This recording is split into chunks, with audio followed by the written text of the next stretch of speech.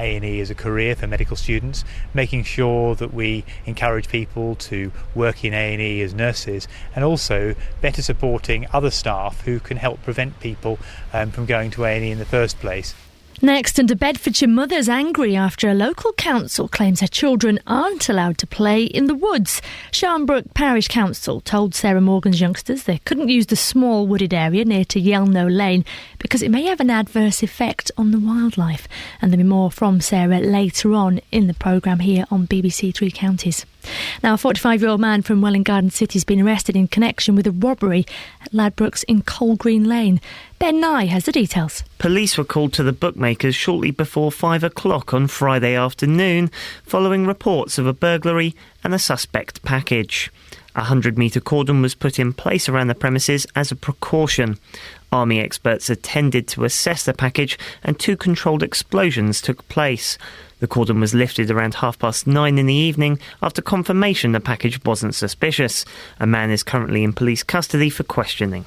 MPs have delivered a withering assessment of the proposed HS2 high-speed rail lane, which is go through Buckinghamshire. The Commons Public Accounts Committee accuses the government of basing its case on fragile numbers.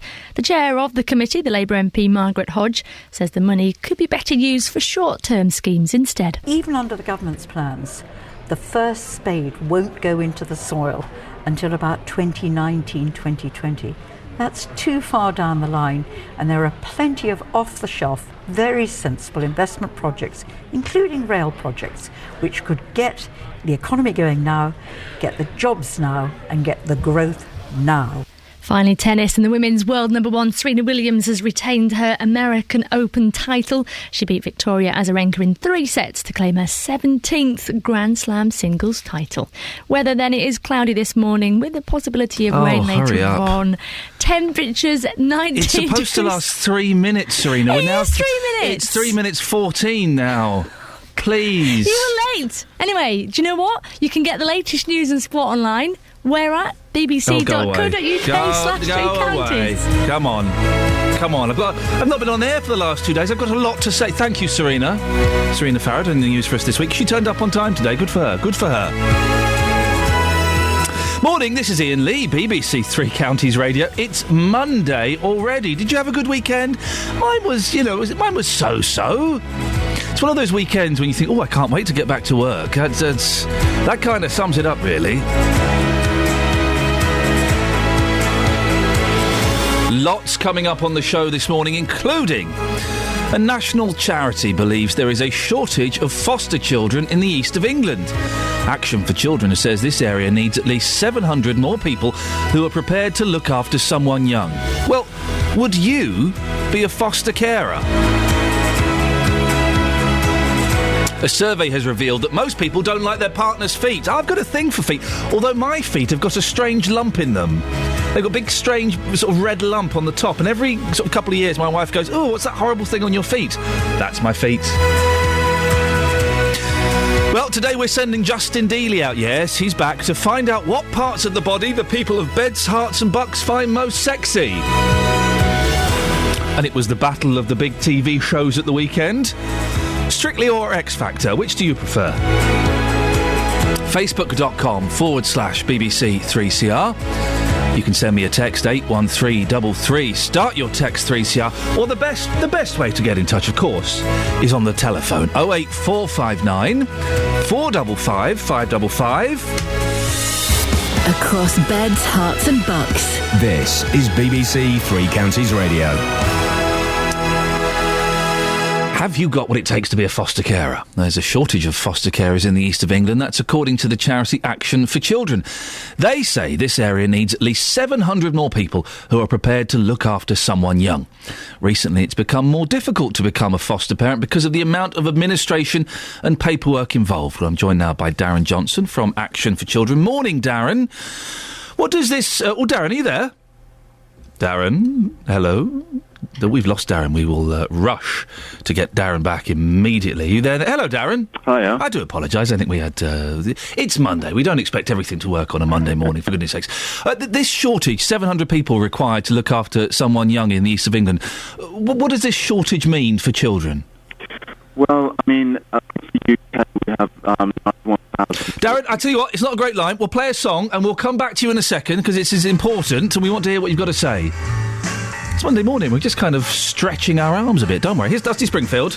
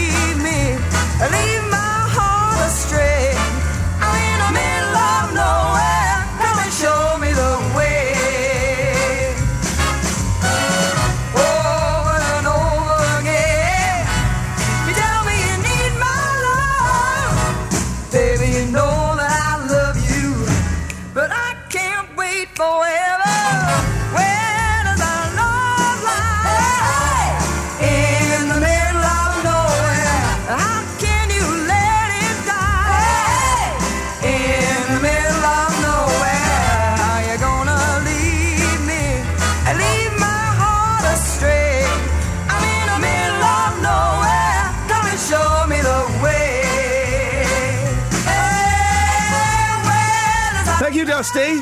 There's a smooth start to the show, isn't it? Should we just give up this week? Should we write this week off? No. If at first you don't succeed, try one more time, then go home, yes. That's the thing. Now, back to the foster carer story. We're saying that, according to Action for Children, this area needs at least 700 more people who are prepared to look after someone young. We were speaking to Darren Johnson from Action for Children. I think we have you now, Darren. Yes, good morning. Beautiful. There we go. We can hear the important message you've got. This shortage, what does it realistically mean for children? Well, Action for Children are actually carrying out a campaign in order to sort of prevent the myths from taking place. We want to encourage more people to come forward in order to become foster carers, and there are some myths that are around in terms of what it takes to become a carer, and we want to dispel those myths. So what does it take to become a carer? What do you need? Well, I think that you need a lot of passion, a willingness in order to take on a child who come from a difficult background. In fact, you if you rent a home, you can become a carer. If you're in full-time employment, you also can become a carer. And I think there's some assumptions around the fact that if you're over 55, you can't foster, but in fact you can. We also encourage people from the gay and LGBT community to come forward as well. So there are views out there in terms of what it takes to become a carer, and we want to dispel those myths. I guess some people might be thinking, well, yes, the only children that are going to be in foster care are going to be little so-and-sos. Are the children that you might get slightly naughtier? Well, you have your 0 to 5, your under 5s, but we also get older children as well, from about 11 to 15. So they come in different ages. I mean, the most important thing is that they have come from difficult backgrounds, but also we are aspirational for those children. And what we find with our foster carers is that they really want to make sure that they get great outcomes from being part of their families. And if we have people that come forward who are passionate about children, wanting to support those children, then what we want is for them to provide a stable, loving home. This shortage in the east of England, does that represent what's happening across the country? Yeah, I mean, at the moment we've got 91,000 children across the UK who are looked after or in the care system. And the challenge that I face at the moment is that 10% of foster carers usually leave the profession. And that means there's a shortage of around about 9,000 carers per year. So that's a high number. And what we need to do is to recruit more. David Cameron has been pushing things, hasn't he, to make it easier for people to adopt. Has that had a knock-on effect for fostering as well, do you think? It has, and I think it has had a positive effect, because what we want to do is to make sure that anybody who comes forward has a positive experience in terms of being assessed and approved. And the most important thing that members of the public need to hear is that if you do come forward, you get excellent training, you get excellent support. There is a financial package that's provided for you, and you become part of a really good networking community of experienced foster carers. And I would imagine as well, Darren, it's not completely altruistic. I would assume that the foster carers themselves get something out of it as much as the young people do. Absolutely. I mean, we've had foster carers that have fostered 20-plus children over their career. And also some of them have been in the fostering profession for about 20 years.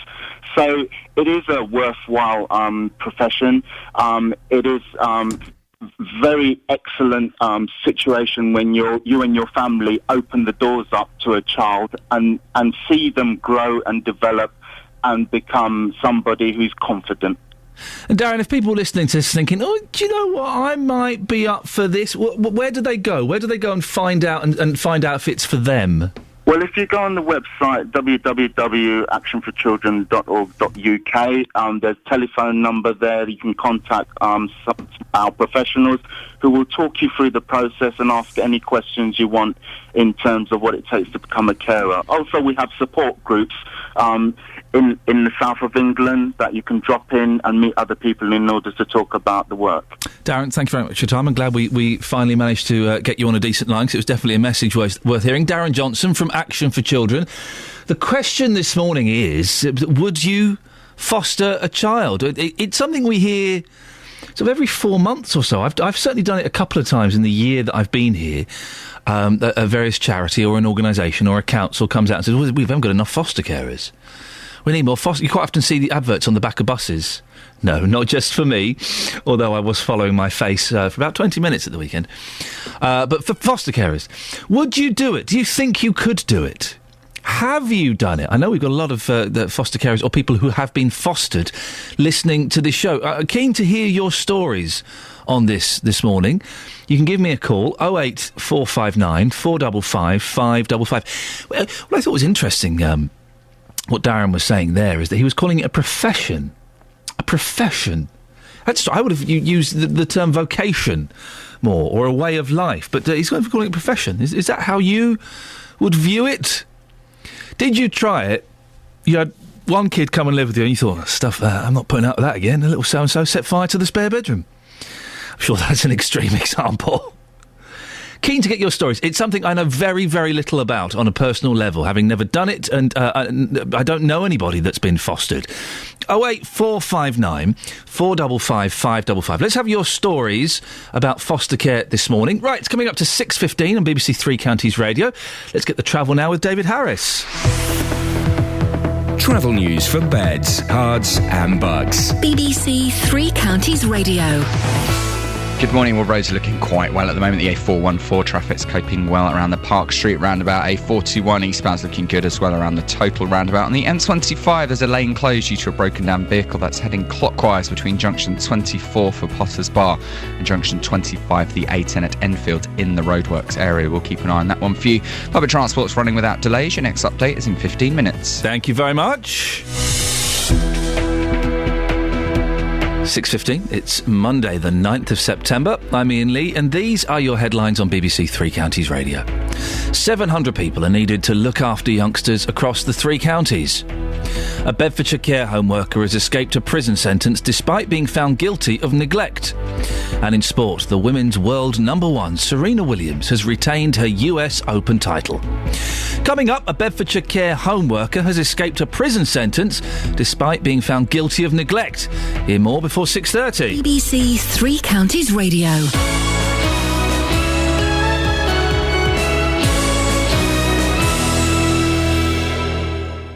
Roberto Perrone on BBC Three Counties Radio. If you're at home, sit back, because this is going to be very, very interesting. You've got the selfie, the legsy, the bumsy.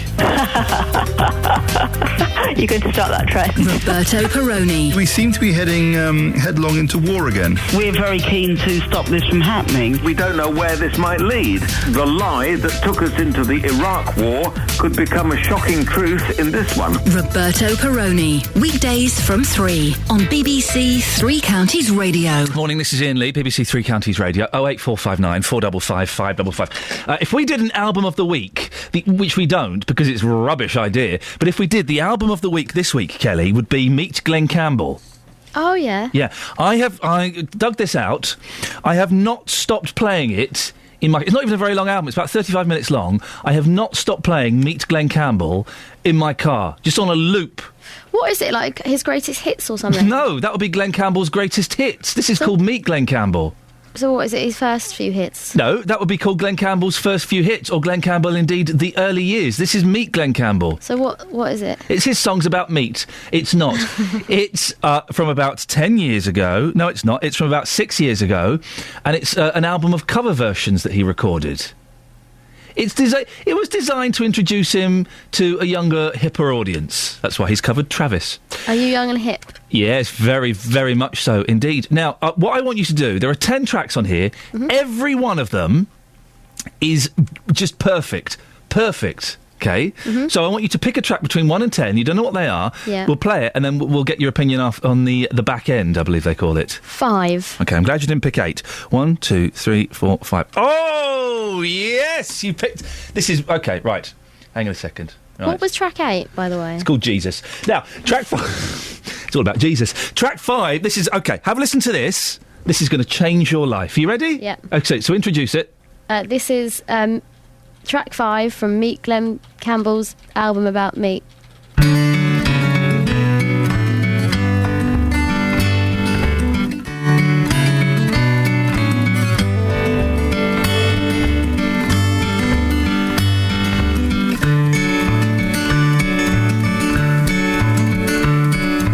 I've been out walking. I don't do too much talking these days.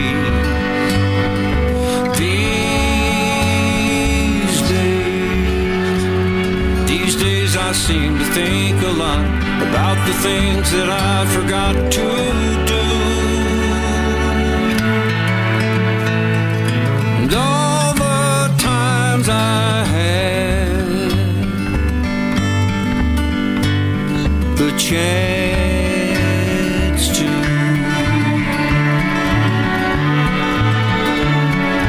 I've stopped my rambling. I don't do too much gambling these days.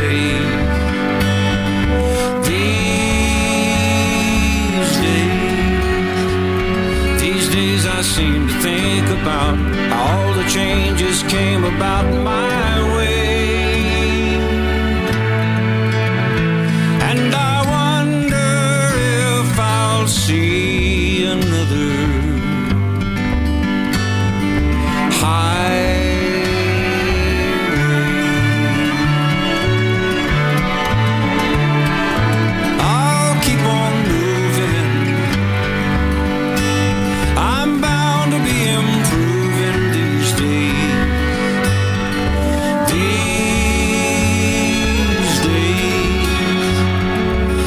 I seem to be afraid to live the life that I have made in song.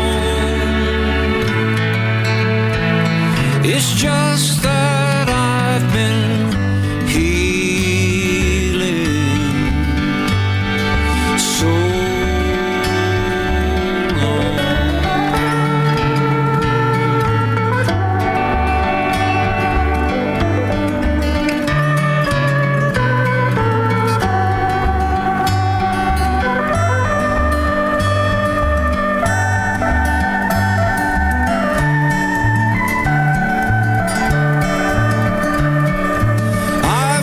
I dreaming?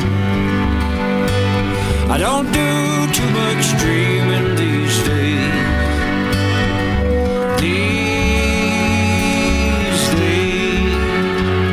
These days I sit on cornerstones and count the time in quarter tones to 10. Please don't confront me with my failures.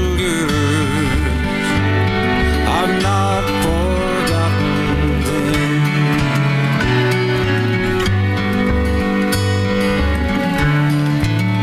There you go, you see. It doesn't get... That was Glenn Campbell. That was These Days from the album Meet Glenn Campbell, as chosen by Kelly Betts. Kelly, what did you think?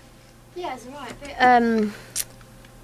Dull. No. Oh, whoa! What? Dull? What is that a cover of, anyway? These Days. Is it the one by Foo Fighters? No. Bon Jovi? No. Powderfinger? No. Is it the one by Alien Ant Farm? No. I don't know it. It's by Jackson Browne. I think Nico and the Velvet Underground may have done it. Oh. Yeah. It's nice, isn't it? Yeah. We'll pick another one tomorrow. Okay. That was a lot of fun. Just don't pick track 8. Not track 8, okay. No, because track 8 starts like this. Oh, hang on a second. Let me. This is how track 8 starts, and it you know it's a good song, but starts like this. Alright. So it's a nice start. Yeah. But then, there we go. Jesus. I just think maybe that's not the... What's that a cover of?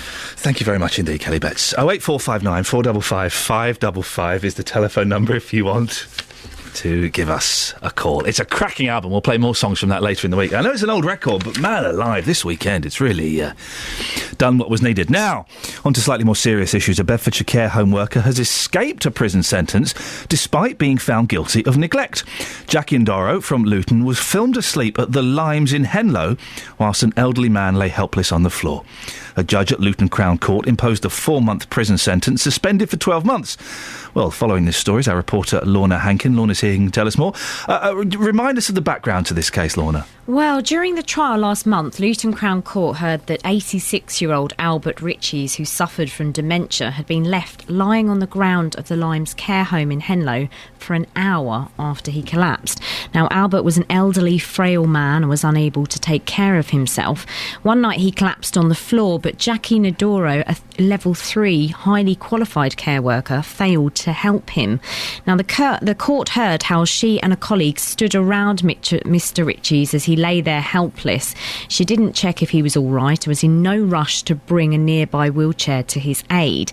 Instead, the pair stood by and had a chat as he cried out for help. They then later hoisted him up without the aid of a sling in a disrespectful and humiliating manner with no sense of urgency. Oh dear, well how did this come to light? Well, the care home was starting to have their suspicions about what the workers were up to on the night shift. Kevin Wilkinson, the assistant manager of the home, who we'll have on the show later on, had started to notice that some areas of the home weren't as clean as they should have been overnight when the overnight staff had gone home. Now, there was a distinct smell of urine and there seemed to be a lack of bedding. So the managers basically decided to install CCTV cameras in the home to monitor what was going on. And it was this footage that showed Albert fall to the floor, groan and cry for help. It was the same footage that then displayed this care worker's approach to him and that of her colleague. They chatted while he laid on the floor, and then Miss Ndoro was seen sweeping a broom around him as he laid on the floor. Oh dear. And after this, she then settled herself down on a chair to do some paperwork. She then put her feet on the desk and fell asleep under a blanket between the hours of 1 and 5 in the morning instead of carrying out her mandatory checks on the residents.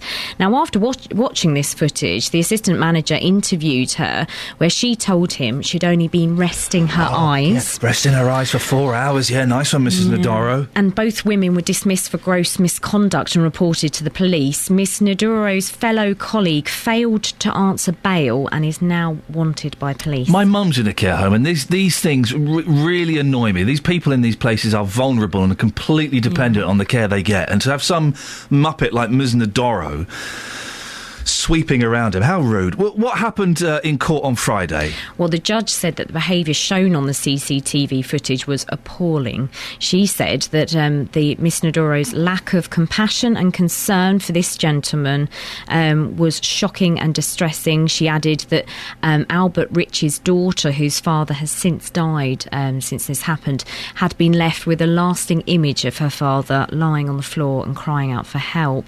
Now, it was also highlighted that Jo Wilkinson and her son Kevin, who managed the Limes home in Henlow, had been badly let down by her and had felt that she'd actually brought down the good name of their care home.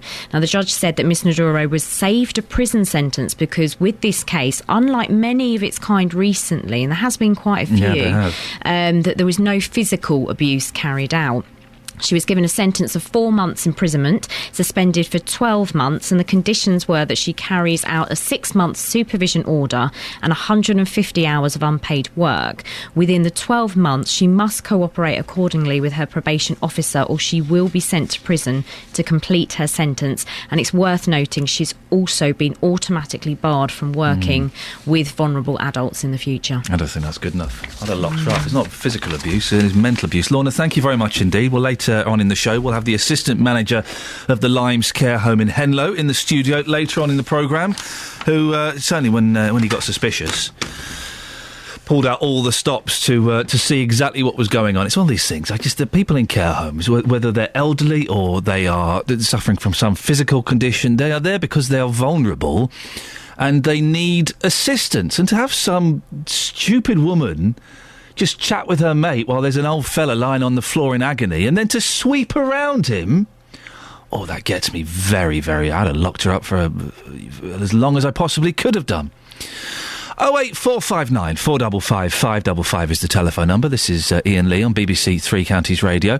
Coming up, we got some lighter bits and pieces coming up in the next half an hour. Don't worry, including, it was the big battle of the TV shows at the weekend. X Factor versus Strictly. Strictly won, X Factor nil. But which do you prefer and why? To be honest, I find them both rather tedious. I saw neither, or indeed neither.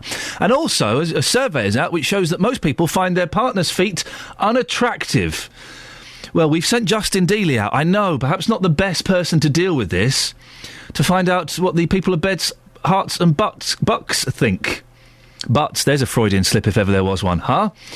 What the people of Beds, Hearts and Bucks think. What parts of your partner's body do you find the most sexy? We have young ears listening, so we'll tread as carefully around this as we can. I can hear my boss picking up the phone to Stop it! Stop him!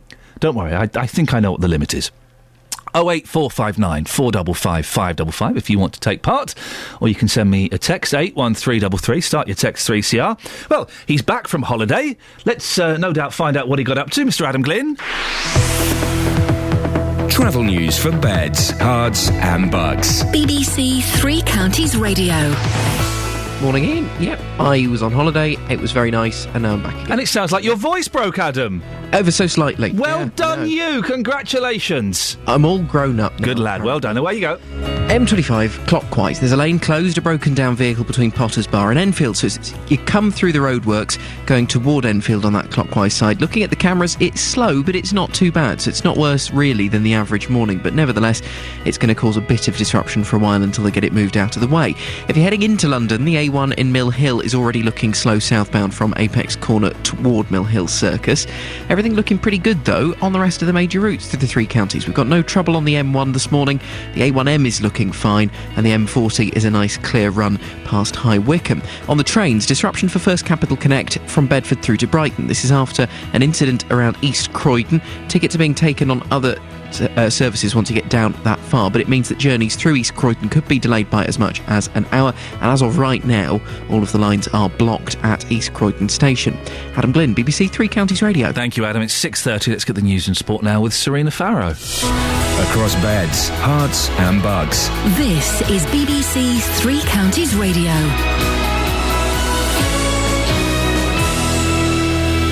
Good morning. morning. 700 people are desperately needed to look after youngsters across the three counties. Elsewhere, MPs have heavily criticised plans for the HS2 rail line, which will go through Buckinghamshire. The Commons Public Accounts Committee accuses the government of basing its case on fragile numbers. It seems our A&D departments across the three counties are well staffed. That's despite a national shortage. We'll stay listening, as in the next half an hour, Peter Gibson from the East and North Hertfordshire NHS Trust will be speaking to Iain Lee here on BBC Three Counties. And a study says new tests aimed at assessing the fitness of police officers should be abandoned. It's all because they discriminate against women officers in favour of unfit men. That's the news. Now let's turn to all the morning sport. Three Counties Sports. BBC Three Counties Radio. Formula One then, and Milton Keynes-based Red Bull Sebastian Vettel now has a 53-point lead over Ferrari's Fernando Alonso in the Drivers' Championship. That's after winning the Italian Grand Prix at Monza yesterday. Alonso was second, with Vettel's teammate Mark Webber third, and Britain's Lewis Hamilton ninth. We should have been much further ahead, and so very disappointed with myself. I blew it in qualifying, and it was just impossible to catch up. And the radio failed in the race, so I didn't know what was going on. So I missed my pit stop laps, quite a few laps. But just overall disaster of a weekend. Turning to better news and football locally at the weekend, MK Dons maintained their unbeaten start to the season, drawing against Swindon. Stevenage also picked up a draw against Tranmere. In League 2, Wickham were 2-1 winners at Hartlepool, and in the Conference, Luton drew with Grimsby. Tonight then, the England under-21s played their second qualifier for Euro 2015 with an away game against Finland. Moving on to cricket, and England lost the second one-day international of the series against Australia by 88 runs. In reply, England were bowled out for 227 in 44.2 overs. England are now 1-0 down in the series with 3 matches left to play. And Serena Williams is celebrating after winning the US Open for a 5th time. Williams beat Victoria Azarenka in 3 sets, 7-5, 6-7, 6-1, and says she was made to fight hard though for it. Just getting the win under your belt is awesome. I obviously would have preferred to close it out in straight sets, but going against a great opponent like Victoria, you have to be able to realize that can happen, and you have to keep fighting for everything. BBC Three Counties Radio, more from me at 7. Call 08459 455 555. BBC Three Counties Radio. Morning. Iain Lee, BBC Three Counties Radio. 08459 455 555 is the telephone number. It's in a few of the newspapers, although, here we go. Look, it's in The Sun, 12 and 13. Toes ain't sexy, they suck. Oh, that's clever. Forget playing footsie. Feet have been kicked into touch as a sex zone, according to scientists. Don't worry, we'll keep this as clean as we can. In the study examining links between sex and the brain, people rated how sensual their body parts were. Now, I disagree. Men's feet, I think, are hideous, absolutely hideous. But women's feet, what? Eh? What? Unless there's something, so if there's got fungus or verrucas, then obviously, no, thank you, I'm not interested in it at all. But most of them, we'll go through what are the sexiest and the least sexiest parts of the body in a little bit. Justin Dealey is out and about, and I'm terrified to find out what he's discovered. 08459 455 555. Give us a call, and we'll discuss this. Remember, we do have young ears listening, so let's tread as carefully as we can without me losing my job. Take it by your silence, and I'm free to walk out the door. By the look in your eyes, I can tell you don't think I'll be back for more. Try to think of a world where you could stay and safe hands could go. Take your heart above the water, wherever I choose to go. No love without freedom. No love without freedom. No love without freedom. No freedom.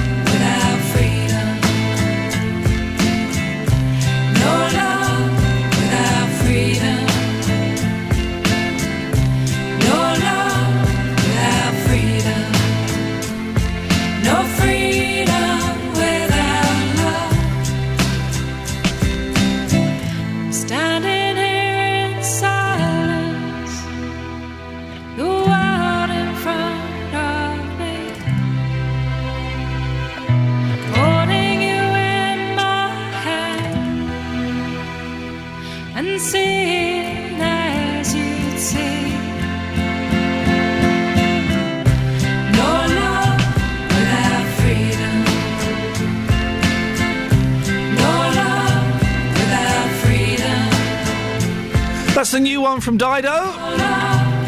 Sounds like the old one from Dido. No freedom without love. This is Iain Lee, BBC Three Counties Radio. If you want to give us a call this morning, 08459 455 555. Now, the Foreign Secretary William Hague and the US Secretary of State John Kerry will discuss Syria when they hold talks in London this morning. Their meeting comes as the American administration is trying to persuade members of Congress to vote in favour of military strikes on Syria. Well, in an interview on US TV, the Syrian President Assad has again denied he was behind a chemical weapons attack near Damascus last month.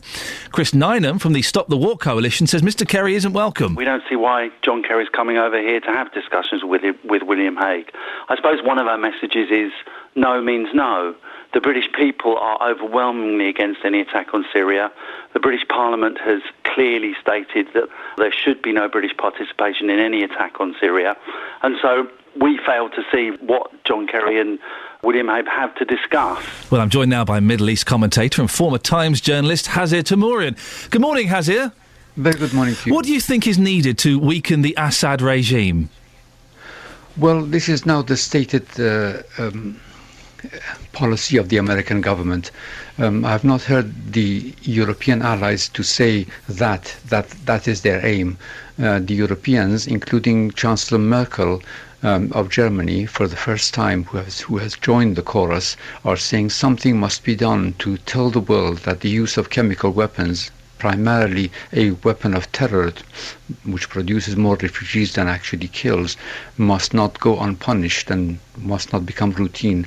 But to ask that question on behalf of the Americans, I suppose to weaken the state of Syria, to give it an incentive to come to the negotiating table, would mean that some of the advanced forces that it has, the tank forces, artillery pieces that are so effective against the rebels, must be hit.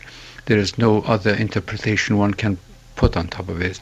It's not just going to be empty buildings just to show to the world that something was done. The Americans have decided, apparently, we can't be sure, that the hurt must be meaningful this time. Do you think that John Kerry's visit around Europe will drum up support for action? It already has. I think the Americans can be very, very pleased with themselves that, first of all, France is saying, yes, we are going to be there with you. Our air force, our missile forces, whatever, will be there with you. And then Chancellor Merkel of Germany has given her moral support to the Americans. Above all, also, the Arab League almost unanimously has come out for the first time in my memory on the side of Western military action against one of their own members, whom they have, for the time being, expelled from the Arab League.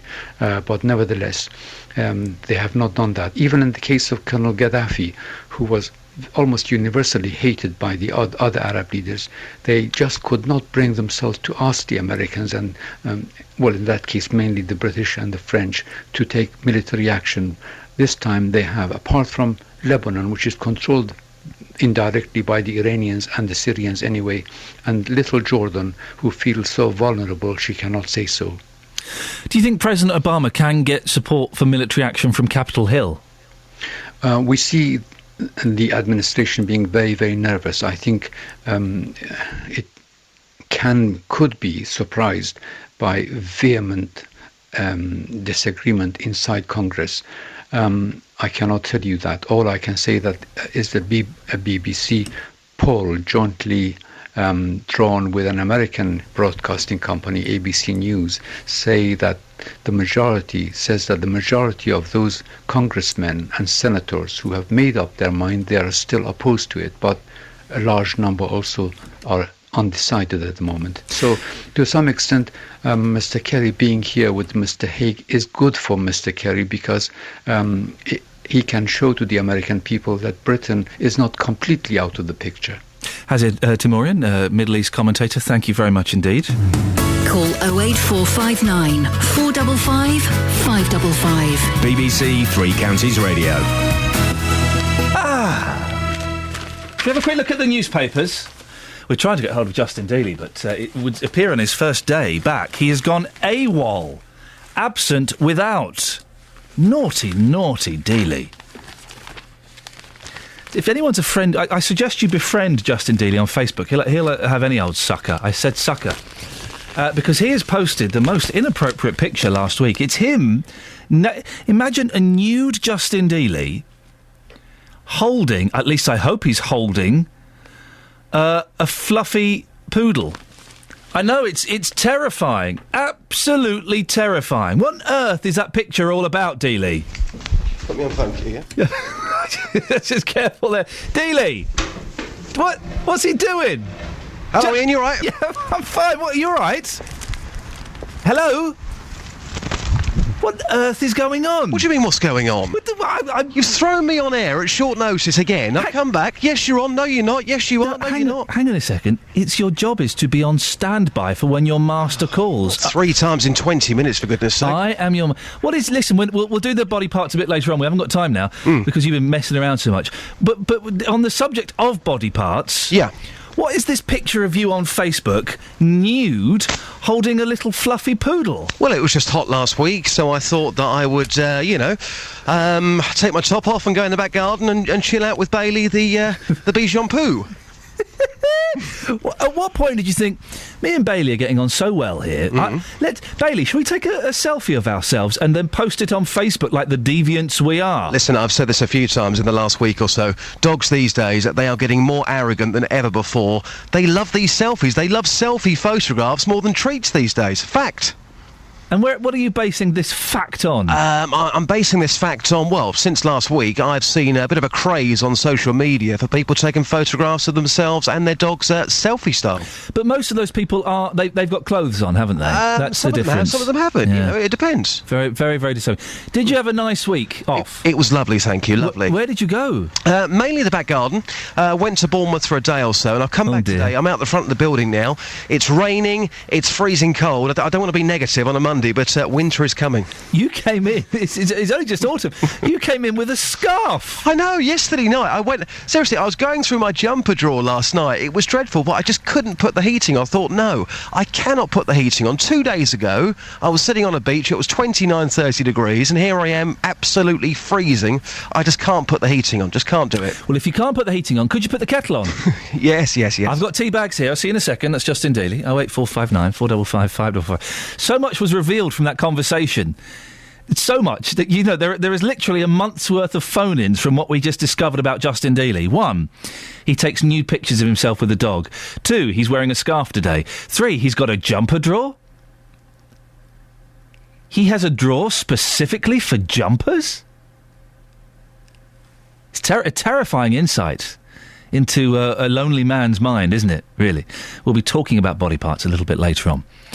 What parts of your partner's body do you find the most erotic? 08459 455 555. Let's get the travel, shall we? Travel news for beds, cards and bugs. BBC Three Counties Radio. Disruption for First Capital Connect this morning as you make your way down toward Brighton. It's because of an incident at East Croydon. The slow lines are still blocked there. The fast lines are up and running once again, but you could still encounter a delay. And there's also trouble for First Capital Connect, Moorgate to Finsbury Park. They had some electrical supply problems at Moorgate a little bit earlier this morning. The Tube will take your tickets if you are heading into London that way. The line is open once again, but some trains are being diverted into King's Cross or could be starting and terminating at Finsbury Park. Southbound M1 looking slow on the cameras from junction 10 as you go past the Luton Airport spur toward 9 at Redbourne. Clockwise M25 looking better because the broken down vehicle's now gone between Potters Bar and Enfield. Anti-clockwise though, pretty slow from all the way back at the M11 through in toward Potters Bar and into the roadworks, and then heavy from St Albans round to Watford. Adam Glynn, BBC Three Counties Radio. Thank you very much, Adam. 6:46, it's Monday the 9th of September. I'm Iain Lee and these are your headlines on BBC Three Counties Radio. MPs are criticising plans for the HS2 rail line through Buckinghamshire, claiming there's a better way of spending £50 billion. There's a shortage of 700 people who are needed to foster children across the 3 counties. And in sport, Milton Keynes-based Red Bull have extended their lead at the top of the World Championship after Sebastian Vettel came first at the Italian Grand Prix yesterday. Coming up, we'll be finding out about A&E in the local area. 08459 455 555. Before that, here's Kate Kinsella. Beds, Hearts and Bucks weather. BBC Three Counties Radio. Thank you and good morning. Well, I'm afraid there's a bit of an autumnal feel to today. Some of us have already noticed the rather heavy and persistent rain moving across parts of Buckinghamshire and Bedfordshire and even parts of Hertfordshire as well at the moment. Now, this heavy persistent rain will last for a time. Eventually this afternoon it will break up a little bit and turn more showery as we head through the afternoon. Now, the temperature outside at the moment hovering into double figures, around 9 or 10 Celsius, so it's certainly a chillier start to the new working week than we're used to.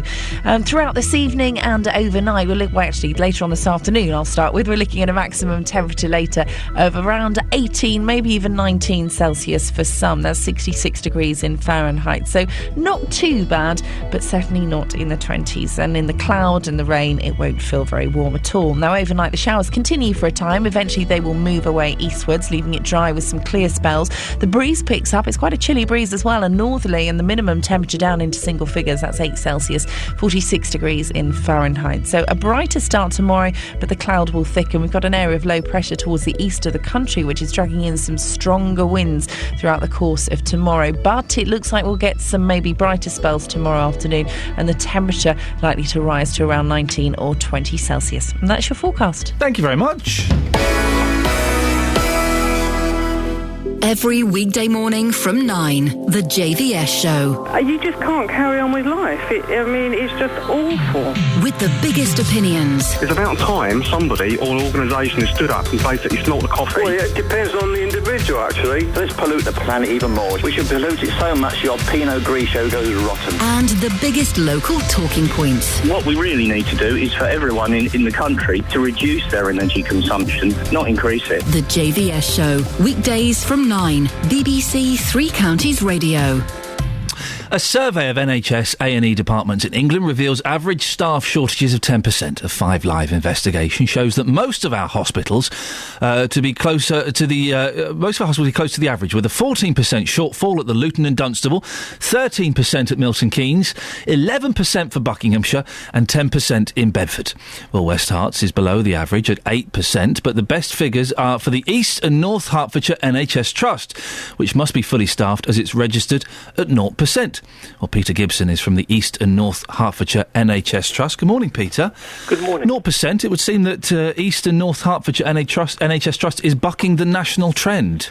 I think we might be, but I'm not sure that figure that the BBC have used is actually correct. I know we do have vacancies, but we're in the process of filling them, so I'm not quite sure where that figure came from. But we certainly are doing better, I think, than many. Why is it tough for hospitals to staff accident and emergency, and how can staff shortages be overcome? Well, it's a pretty tough environment in which to work. If you think of it, you work in a ward, you're probably dealing with 28, 30 patients, maybe some come, some go, and you pretty much know what's going to be happening broadly. A&E, you've no idea 1 minute from the next. It's long hours. It can be quite challenging. It perhaps doesn't have the sexiness of some of the specialties in medicine these days. So I think it's about making it as an attractive proposition as possible for the staff.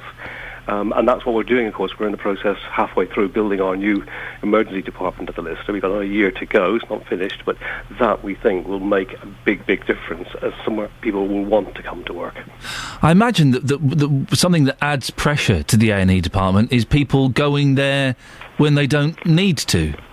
Well, I know at the weekend there was a lot of coverage in the media on this. The NHS Confederation put out a report, and there have been lots of reports that suggest that some people are confused about where to go, particularly at weekends and in the evenings. They're not sure what they should do with those more minor complaints. They're pressing, but they're not life-threatening. And unfortunately, a lot of the time they end up at the A&E when perhaps they could be seen elsewhere. Have you noticed a change in the number of people going to A&E since the introduction of the 111 service? Because that's been one of the criticisms of that, hasn't it? Yeah, it has, and I think it's an easy thing to blame. In fact, I think NHS 111 in Hertfordshire has been working relatively well. We haven't seen a massive influx, for instance, of people with those sorts of injuries. What we're seeing is an increase overall, and particularly of the very, very acute unwell. And typically they're elderly people who have lots of other conditions, not just whatever they came into A&E with. And because of that, maybe it's more about the services that are available to them out there in the community and what they can access when things do go wrong. Well, Peter, it would appear you're doing something right, so keep up the good work. Peter Gibson from the East and North Hertfordshire NHS Trust.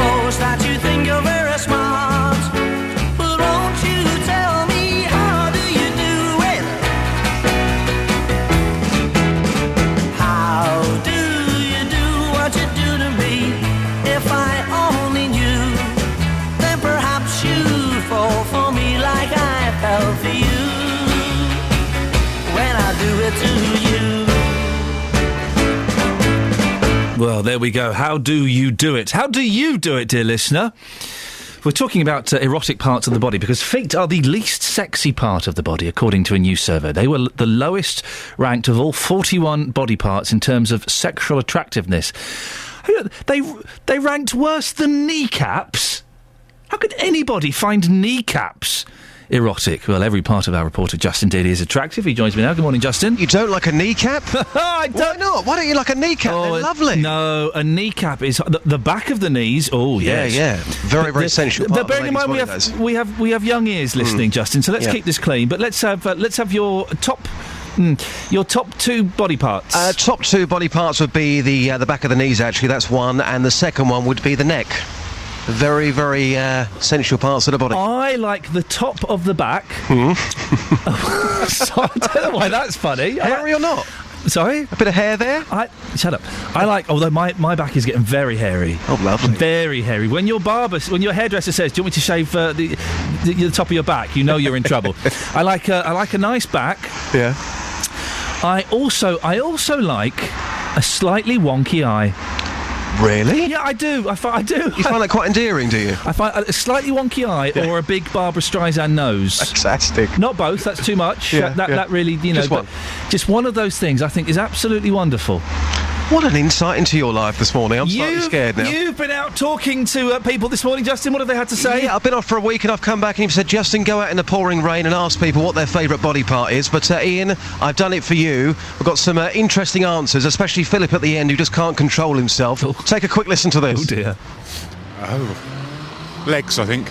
Why the legs? My eyes have always drawn to them, to be honest. Yeah. What, long legs, short legs? Nice muscular legs. Tanned legs, toned legs. Muscular tan legs on a lady. So you're into bodybuilders then? Well, I used to be. Yeah. Do a lot of working out myself. Amy, good morning. What's your favourite body part, Amy? Bum. This could get quite rude. Why the bum? I've always been a bum person. The eyes.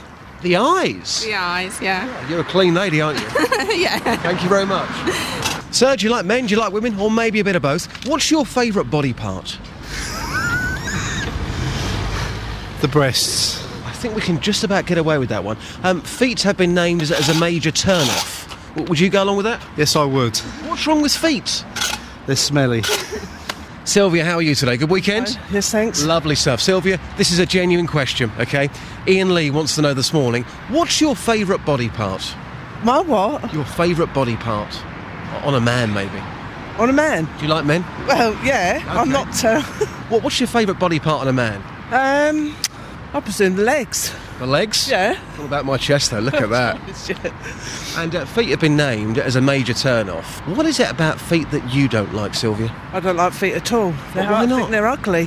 Can I show you my feet? No. Oh, please. No. Because mine are quite attractive, actually. I've got to run because I'm late for work. OK, listen, have a great day. Thank you. All right, thank you. Bye. Philip, what's your favourite body part on a lady? OK, thank you. There we go, you see. Wow, I think we may have just nudged up to the line and maybe put our noses over it ever so. Feet are, they are pretty. I don't, if a lady's got nice feet, then yeah, I'm quite drawn to them, but they're not the sexiest part of the body at all, are they? No, you see, my feet are actually quite attractive because they've got character. They're slightly different because my second toe is actually longer than my big toe. That means you... that's quite unusual. Well, my mum's got that. Has she? Yeah, it means you're Neanderthal. Oh. Yeah, it's not a good thing. Oh, right. Yeah. Justin, where are you off to now and what are you up to? Going to be talking to people this morning about Strictly versus the X Factor. I haven't seen either of them yet, but Strictly is winning the battle with the ratings, so we're going to be asking people which TV programme do they prefer, Strictly or the X Factor. And my cup of tea is coming when? Next week. Thank you very much, Justin Daly. Always a pleasure to be cutting him off and moving on to something different. This is Ian Lee, BBC Three Counties Radio, 08459 455 555. Let's get the travel news now, bless you, with Adam Glynn. Travel news for beds, cards and bugs. BBC Three Counties Radio. Still looking busy on the cameras on the M1 southbound. It's slow-moving traffic from junction 10 past the Luton Airport Spur toward 9 at Redbourne, the A5. A1M is slowing up now southbound from junction 8 as you go past Hitchin towards 7 at Stevenage and the A602. Into London, there's still a fair bit of traffic on the A1, Apex Corner toward Mill Hill Circus. Clockwise M25, slow Potters Bar to Enfield through the works. This is where we had the broken down vehicle a bit earlier, and although that breakdown is gone, it's still quite slow. Anti-clockwise, of course, heavy into the roadworks as well, as it does tend to be, and it's quite heavy from St Albans to Watford too. First Capital Connect, back to normal now, Moorgate to Finsbury Park after electrical supply problems at Moorgate, but you have the disruption at East Croydon with the fast lines still blocked. Adam Glynn, BBC Three Counties Radio. Thank you very much, Adam. Strictly versus X Factor, which one in your household? We'll find out after the news with Serena Farrow. Local and vocal across beds, hearts and bucks. This is BBC Three Counties Radio.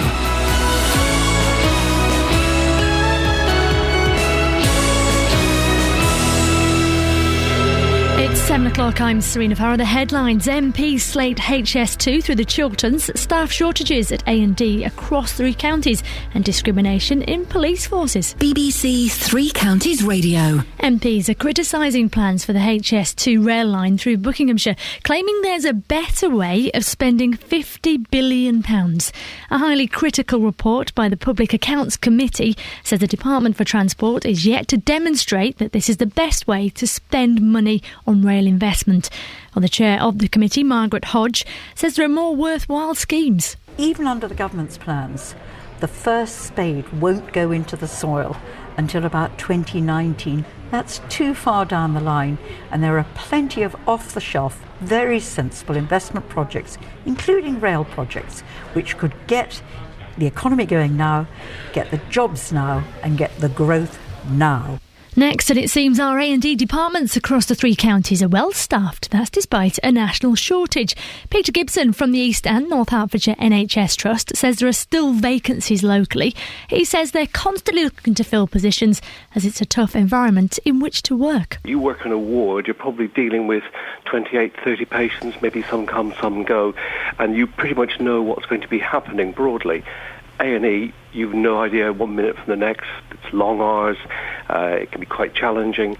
And it perhaps doesn't have the sexiness of some of the specialties in medicine these days. A leading occupational health expert says police fitness tests due to start later this month should be scrapped, all because they discriminate against women officers in favour of unfit men. The tests were recommended in a government-commissioned review last year after more than half of male Metropolitan Police officers were found to be overweight. Now, administration and paperwork is preventing parents from fostering children, and there's a shortage. 700 more people are needed in this area alone. Darren Johnson from the charity Action for Children says fostering starts with those 5 and upwards. From about 11 to 15, so they come in different ages. The most important thing is that they have come from difficult backgrounds, but also we are aspirational for those children. And what we find with our foster carers is that they really want to make sure that they get great outcomes from being part of their family. And stay listening as there'll be more on this story with Iain Lee here on BBC Three Counties Radio straight after this bulletin. Sport then, and in Formula 1, Milton Keynes-based Red Bull Sebastian Vettel extended his lead at the top of the World Championship. It's after winning the Italian Grand Prix, his 6th victory of the season. He's now 53 points clear of Ferrari's Fernando Alonso. Weather then, it is overcast. We're going to see some outbreaks of rain, or we have seen them in many parts. Temperatures reaching 19 degrees Celsius. Get the latest news and sport online at bbc.co.uk/3 counties.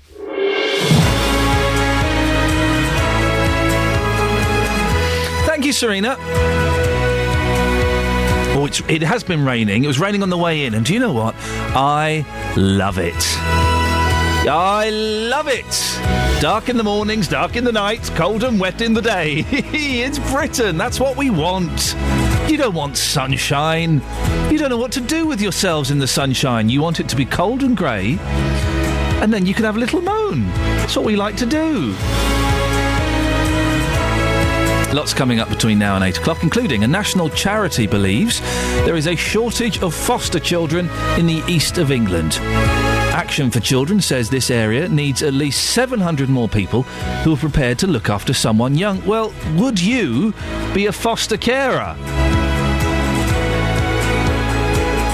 The survey has revealed that most people don't like their partner's feet. Today, we send Justin Dealey out to find out what parts of the body the people of Beds, Herts and Bucks find most attractive. And Strictly or X Factor, the battle of the big TV shows, but which one won in your house? X Factor was getting terrible reviews on Twitter, if indeed you could call those reviews. Facebook.com/BBC3CR. You can send me a text, 81333. Start your text 3CR. Or the best way to get in touch, give me a call, 08459 455 555. Across Beds, Herts and Bucks. This is BBC Three Counties Radio. There's a shortage of foster carers in the east of England. That's according to the charity Action for Children. They say that this area needs at least 700 more people who are prepared to look after someone young.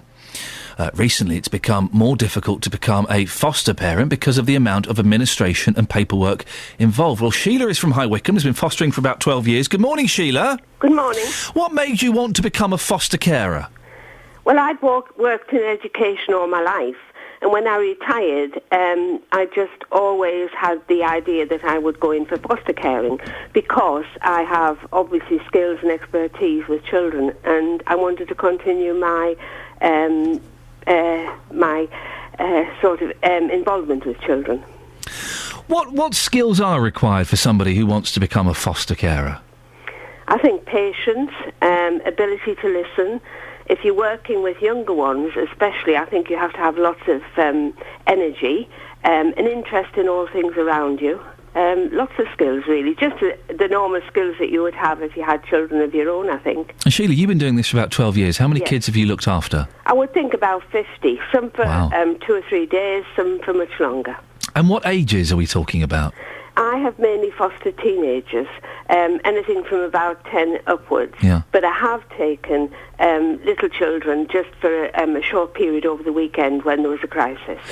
Is there not a sadness, Sheila? I've often thought this about foster caring. If you have someone live with you for, I don't know, a couple of months or something, I don't know if it goes that long, but is there not a sadness when they move on to somewhere else? Well, obviously you become attached to children because you wouldn't be a good foster carer if you didn't. But when they move on somewhere else, you're preparing them for that, and you are preparing yourself for that, and you know that that's going to be the best outcome for them. And a lot of children you still keep in touch with. They may give you a card, or you may send a card, and you know that however little, you have done something to improve that child's life chances. What are some of the challenges you've encountered? Oh, there's lots of challenges, but there's lots of challenges in life. You get children who have had bad experiences and are very angry, and you have to deal with that anger. Nothing that I haven't been able to deal with. The other challenges are the time. They always have lots of appointments here, there and everywhere, but at least it's always interesting. And is there much support for foster carers? There's a lot of support. There's a lot of training. There is a lot of support. Each person who has a foster child will be allocated their own social worker, but then the children have their social worker as well. And you have meetings once a month so that you can go through any concerns that you might have. And obviously they want to make sure that you're doing the best job you can.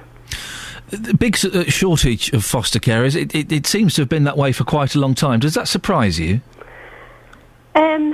Yes, but I think possibly that not everybody is aware about how rewarding fostering can be, and perhaps they don't think about it. Perhaps they think about the process of becoming a foster carer, which can be quite intrusive, but also can be very therapeutic.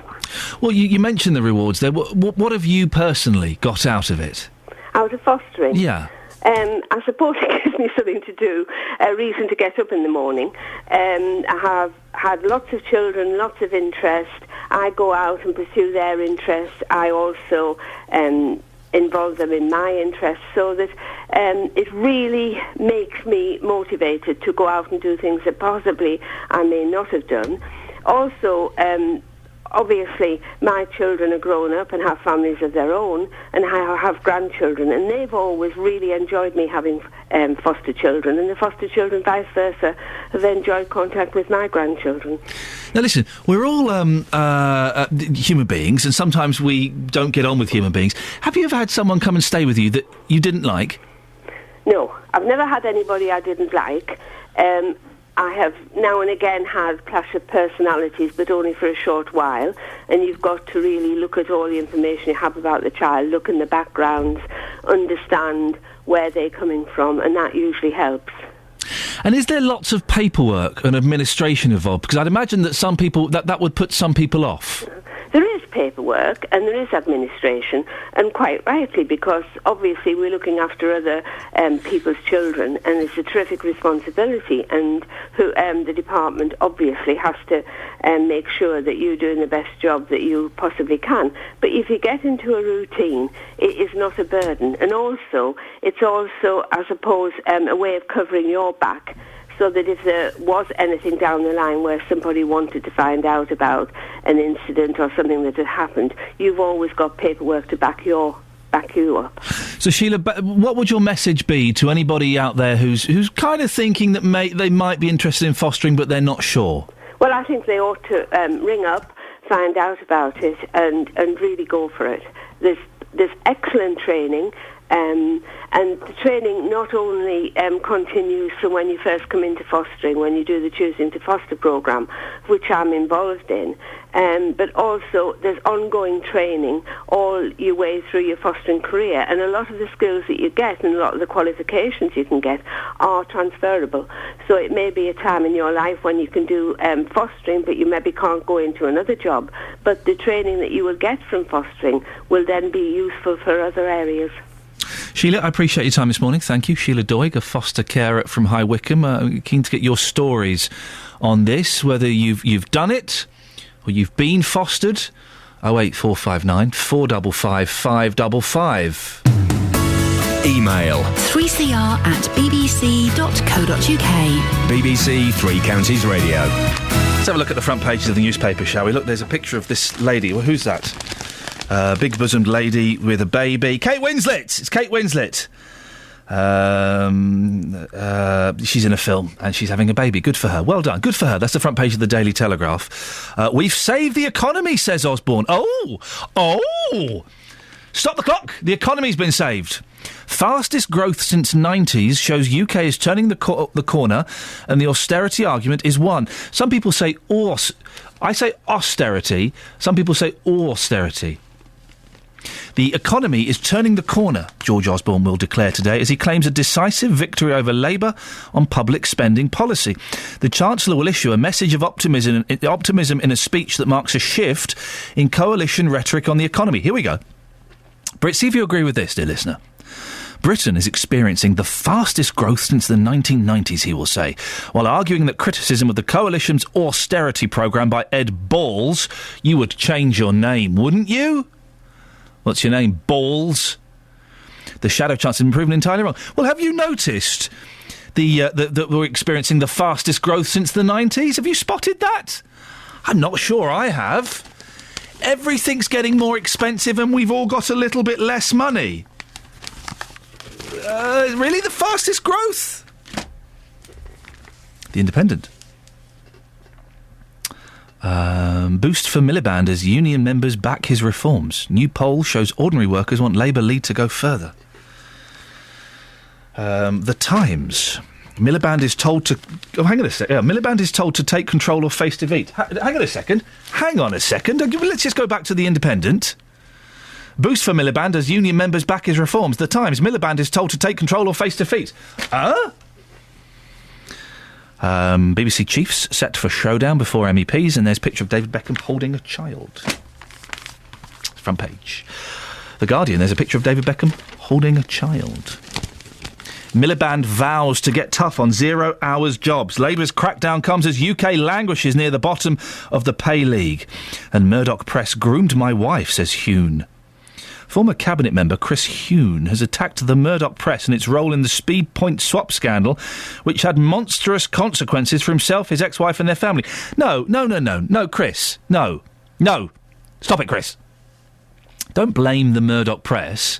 Blame you and your wife for breaking the law. That's what happened. You're just upset you got found out. You broke the law. You went to prison. Tough. Deal with it. Writing in The Guardian, the former Liberal Democrat MP claims that the Sunday Times, which broke the story, groomed his ex-wife Vicky Price to divulge details of how she'd taken 3 penalty points for him a decade ago. Well, there's the thing. She took 3 penalty points for him. It was your fault. Yes, however murky and dark and devious the Murdoch press may possibly be, you, an MEP at the time, broke the law. What was a Brian Walden impression? Hands up here who's old enough to remember Brian Walden? Just me. I put it to you, sir, that you broke the law. That's not a bad Brian Walden. Huh?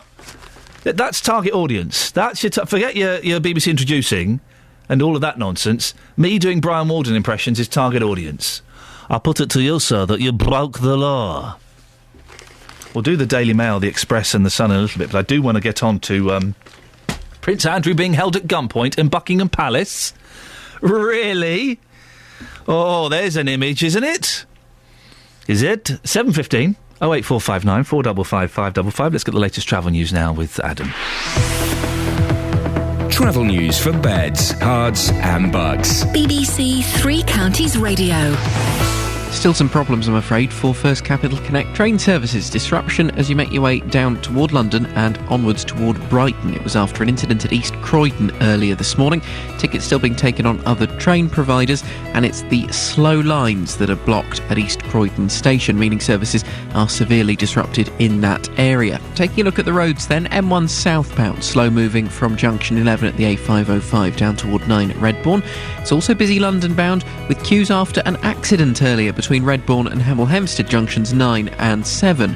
Lane 4 was closed off until about 5 minutes ago. Clockwise M25, 2 lanes are now closed. This is an accident between Potters Bar and Enfield through the roadworks. Anti-clockwise queuing from back at the M11 through toward Enfield into the works. Also slow from St Albans to Watford and from Maple Cross to the M40. And several patches of delays on the A1 this morning. Southbound busy as you come toward St Neots Junction. From there toward the Black Cat roundabout is queuing, and there's also a big delay as you go along the A1M. It's looking busy from Junction 8 at Hitchin towards 7 at Stevenage. Then into London queues from the Holiday Inn Junction to Mill Hill Circus. Adam Glynn, BBC Three Counties Radio. Thank you, Adam. It's coming up to 7:17. It's Monday the 9th of September. I'm Iain Lee, and these are your headlines on BBC Three Counties Radio. MPs say there are more worthwhile schemes to spend £50 billion on instead of the HS2 rail line through Buckinghamshire. It seems our A&E departments across the three counties are well staffed despite a national shortage. And in sport, Serena Williams has won the US Open tennis for a fifth time, beating Victoria Azarenka.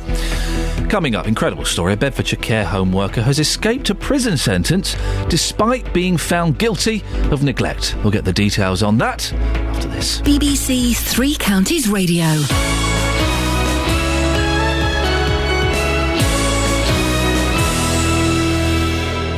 Every weekday from 12, Nick Coffer brings you... We're talking antiques and collectibles. It doesn't have to be old things. These anxieties that you have, when you get rid of this first one, you'll find that all these other things that you're talking about can fall into place. Nick Coffer. We've had some great music today. The Beatles, ABBA, Smokey Robinson, Adele, Pink Floyd. Nick Coffer. I am wearing bright purple jeans. Weekdays from 12 on BBC Three Counties Radio.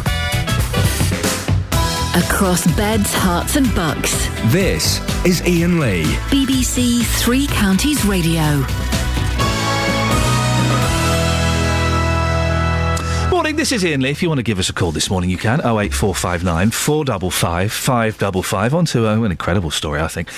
A Bedfordshire care home worker has escaped a prison sentence despite being found guilty of neglect. Jackie Andorro from Luton was filmed asleep at the Limes in Henlow whilst an elderly man lay helpless on the floor.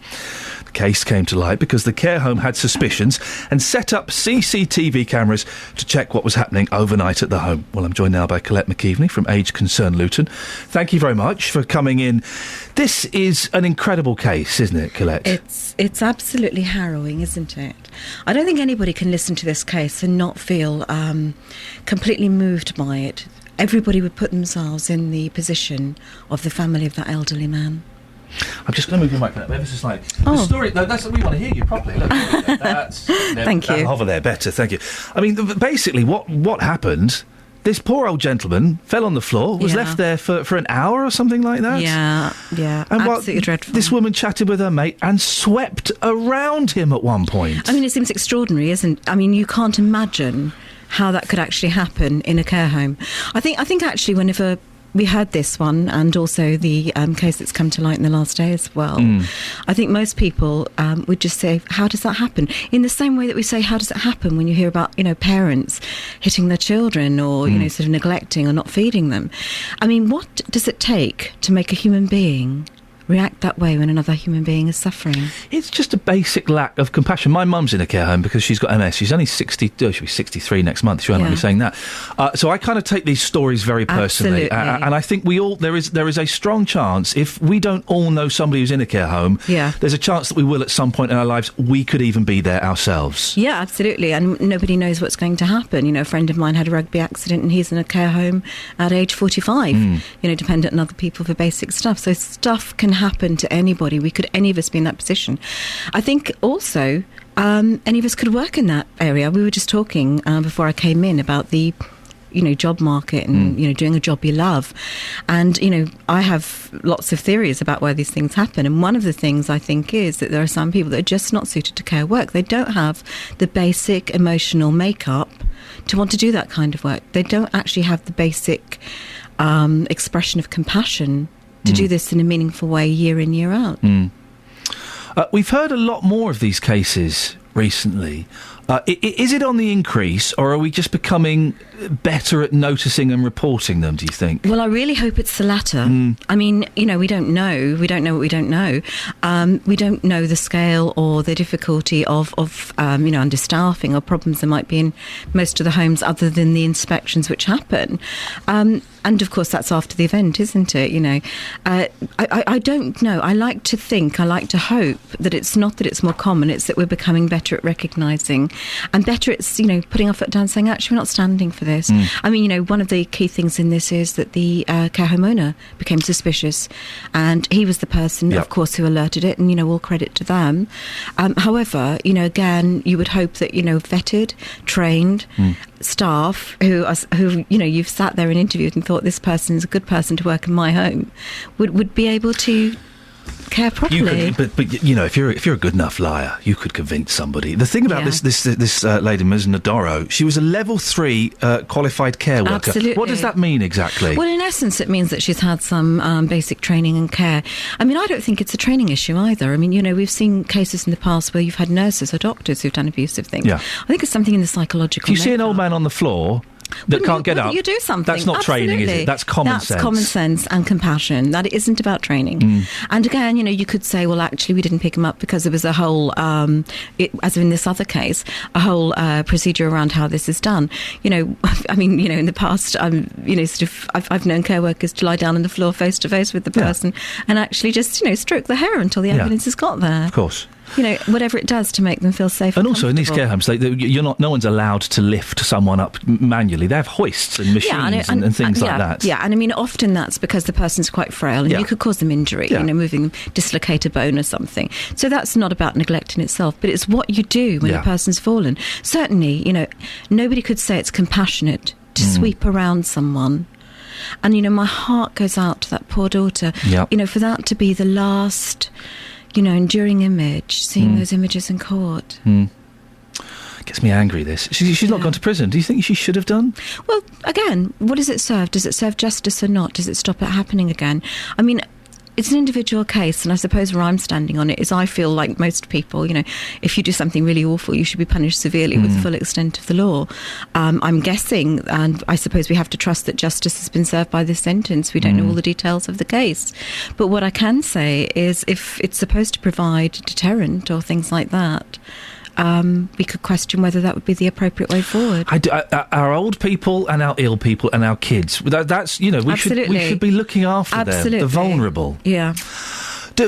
What can be done to stop this thing happening in the future? Is there anything?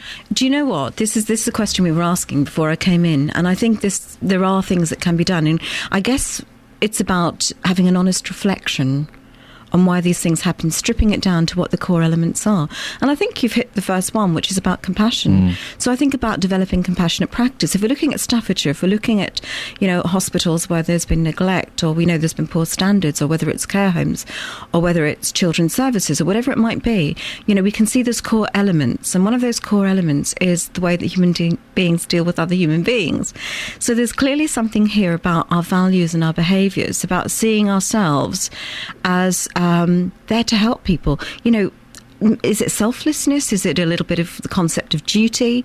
There's clearly something that's missing here that we are not able to address in training because it's about human relations and values. How well regulated are these care homes in terms of who they employ? I mean, there is a lot of regulation around care homes. I mean, if I'm honest, I'm less worried about care homes in many ways than I am about care in the community. Care in the community is often, sort of just a few minutes. I mean, I've said about this before in the show. It's a few minutes in the morning, it's a few minutes at lunchtime, it's a few minutes at tea time, and then we put the person to bed at night. So possibly, they maybe had a maximum of 2 hours care when they're as frail as some of the people in care homes. And, that in itself scares me, that worries me. It's one-to-one care delivered where people are very alone and vulnerable. And there's a whole safeguarding process that exists, which, is open to debate whether that actually, safeguards people or whether that just punishes after the event. Now, we will be speaking to the manager of the Limes. And all credit to them. Exactly. The gentleman suspected there was something wrong. He got CCTV camera footage, he got the evidence, and he was able to confront the person. But if you have got a relative or a friend who's in a care home and you think that maybe there's something not quite right, who should you go to? I mean, I would always go to the manager in the first instance, but there's also social services. There's an adult safeguarding team in Luton, and it varies across the 3 counties quite how they work this out. But generally speaking, if you've got concerns, speak to your local Age Concern or Age UK, talk to social services, they will guide you through it. And, often people sort of aren't sure. They say, well, it isn't anything I can put my finger on, and this is the same in child protection. We constantly hear about neighbours who say, well, he did seem to cry a lot, but we thought he's just a crying baby. Often you don't feel confident to sort of, trigger a whole thing, or you're worried about, making false accusations, and that's right and proper. But if you do feel, if you are worried about the practice in any care organisation, in the first instance, speak to the managers. They have a duty of care to that person. And certainly, you need to raise it also with a body who can guide you. And if they're unsure, they could get in touch with Age Concern Absolutely. and say, I've got a few doubts. What can I do? I mean, we get people ringing up and saying, "Is this normal? Is this a normal practice?" Yeah. And again, this practice of not picking people up straight away, or we've had people in the past ring up and say, "Is this right, or is this neglect?" Or in the care home where my dad sat, I noticed the lady across the way seemed distressed and no one came near her. Is that neglect? So sometimes people want almost to understand what is acceptable and what is normal. And obviously, if you're working with people, particularly with people with dementia or very ill people, the behaviour may be such that you're not sure whether they're in distress or whether it's something somebody's done to them. So again, I think normalising and understanding a little bit more about the way that people behave can be useful for all of us. Well, hopefully cases like this will wake people up and, will stop this behaviour. It gets me very angry, very upset, this kind of stuff. Colette, thank you very much for coming in. Nice to see you this morning. 08459 455 555. Across beds, hearts and bucks. This is Iain Lee. BBC 3 Counties Radio. Don't throw that curveball at me as you leave the studio, for goodness sakes, Colette. Dearie me, thank you very much indeed. Nice to see you this morning. 08459 455 5. Seriously, you could make a radio show of all of the things that are said in the studio off mic between my guests, between Jonathan Vernon Smith and myself. It would turn the air blue. I've got to do the front page of the Daily Mail. Andrew's rage at bungling Palace police. Prince tore into gun-toting officers who mistook him for an intruder in broad daylight. Imagine that. They've had a little bit of trouble at the Palace recently. Someone broke into it, huh? An infuriated Prince Andrew tore a strip off gun-wielding officers who mistook him for an intruder at Buckingham Palace. The Queen's son erupted in fury when 2 heavily armed policemen shouted at him to, quote, verify his identity. Verify your identity. I'm Prince Andrew. Get knotted. The 5th in line to the throne, that rubs it in a bit, doesn't it? The 5th in line to the throne stood his ground and was said to have made his thoughts plain during the highly charged confrontation that followed. A royal source said, in other words, we've made this next bit up. That's what that means. He was incredibly, incredibly angry. It was very much a case of guns being pointed at him and halt, who goes there? The police have issued an apology.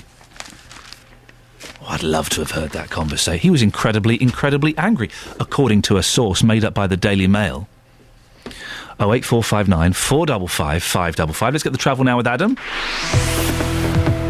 Travel news for beds, cards and bugs. BBC 3 Counties Radio. A couple of problems on the motorways this morning causing a fair bit of disruption. First off to the M1 southbound. It's slow from junction 11 at the A505 all the way through pretty much to the M25. And there was an accident a bit earlier between Redbourne and Hemel Hempstead, junctions 9 and 7. It looked like the accident is gone, but the queues are still very much there, and it's continuous from junction 11 right the way down past Hemel and toward the M25. I've had a few calls coming in on that. Thank you to Roy in particular.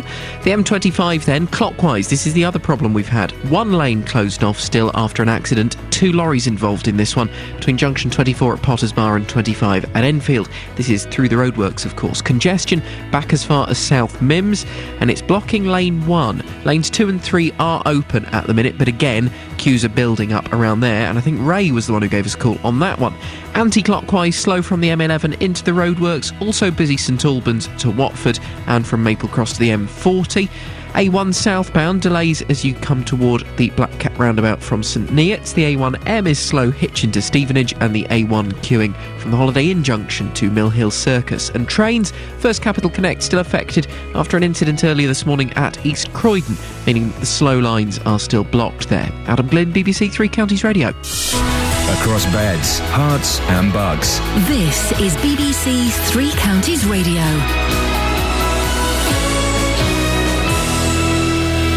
Good morning with the headlines. I'm Serena Farrow. MPs are criticising plans for the HS2 rail line through Buckinghamshire, claiming there's a better way of spending £50 billion. Elsewhere, there are reassurances that patients across the three counties will be well looked after at A&E departments, as staff shortages at our local hospitals are few and far between.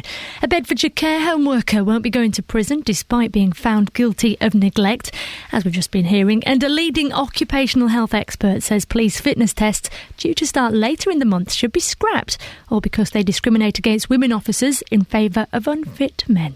That's the news. Now let's move on to all the morning sport. Three Counties Sports. BBC Three Counties Radio. Formula One first then, and Milton Keynes-based Red Bull's Sebastian Vettel now has a 53-point lead over Ferrari's Fernando Alonso in the Drivers' Championship. That comes after winning the Italian Grand Prix at Monza yesterday. Sebastian Vettel wins the Grand Prix, his third victory in Monza in Italy. An absolutely peerless performance for him. Hamilton unfortunately came ninth. Turning to football then, and locally, MK Dons maintained their unbeaten start to the League One season, drawing against Swindon. Stevenage also picked up a draw against Tranmere. League Two, Wickham were 2-1 winners at Hartlepool. In the conference, Luton drew with Grimsby. So tonight then, the England under-21s play their second qualifier for Euro 2015. That's with an away game against Finland. Moving on to cricket, and England lost the second one-day international of the series against Australia by 88 runs. Captain Michael Clarke hit a century as Australia made 315 for 7 in their 50 overs. England then, that means, are 1-0 down in the series with 3 matches left to play. Finally, Serena Williams won the US Open tennis. She beat Victoria Azarenka in 3 sets, 7-5, 6-7, 6-1. That's to claim the title for the 5th time. And she says the victory's rescued her season. I felt almost disappointed with my year, to be honest. I felt like, I won the French Open, but I wasn't happy with my performances in the other 2 slams and not even making it to the quarterfinals of one. So I definitely feel a lot better with at least a second Grand Slam under my belt this year. BBC Three Counties Radio, more from me at 8. On FM, AM, online and digital radio. This is Iain Lee. On BBC Three Counties Radio. Morning, this is Iain Lee, BBC Three Counties Radio. Coming up in the next 30 minutes, talking more about A&E. Also finding out Strictly versus X Factor. Strictly won the battle of the ratings at the weekend, but did it win the battle in your house? 08459 455 555. Now, here's an incredible story. A mother from Bedfordshire is angry after her local council told her told her children they couldn't play in the woods. Sharnbrook Parish Council told Sarah Morgan's children they couldn't play in the small wooded area near to Yelno Lane because they could cause an adverse effect on wildlife. Well, Sarah joins me on the line now. Morning, Sarah. Morning. What exactly were your kids up to? Well, they were just building a den with some other friends in this little woodland area and just having fun. And the council received a complaint from one of the residents that they were concerned about the wildlife, etc., in this little bit of woodland, and didn't want the children playing there anymore. How old are your kids? 6 and 12. And what playing were they doing? They were building a den. So they were doing what children do best. I'm dumbstruck by this. So they said, listen, you can't, your kids burn a den. No, that might affect the wildlife. What wildlife is in there? Do we know? No. The bit of land is not very big, so there's possibly a couple of rabbits. and that's it. And how did they do this? Did they approach the kids? Did you get a letter? What happened? No, they approached the children, actually. Oh, no. Yeah, they approached the children rather than trying to find out where the parents were. Oh, no. Yeah, so it's... And they also said that they would be damaging trees and possibly building fires. Oh, for goodness sake. So some killjoy went up to your kids, who are, 6 and 12... Yes. And said, "Oi, you can't play here, hop it." Yes. And do we know who this person was? We do, yes. Okay, well, don't give us a name. But you know, and have you spoken to that person? No, I haven't. This has all happened really quickly, so actually, no, I haven't. But the irony of it is they've actually got children as well. Right. So, who don't play out. So. How do you feel this has been handled, Sarah? Not very well, really. I think it's a real shame. It's, instead of the children being in, playing on computers and watching TV, they're outside, and it just seems ridiculous that they're not allowed to do that.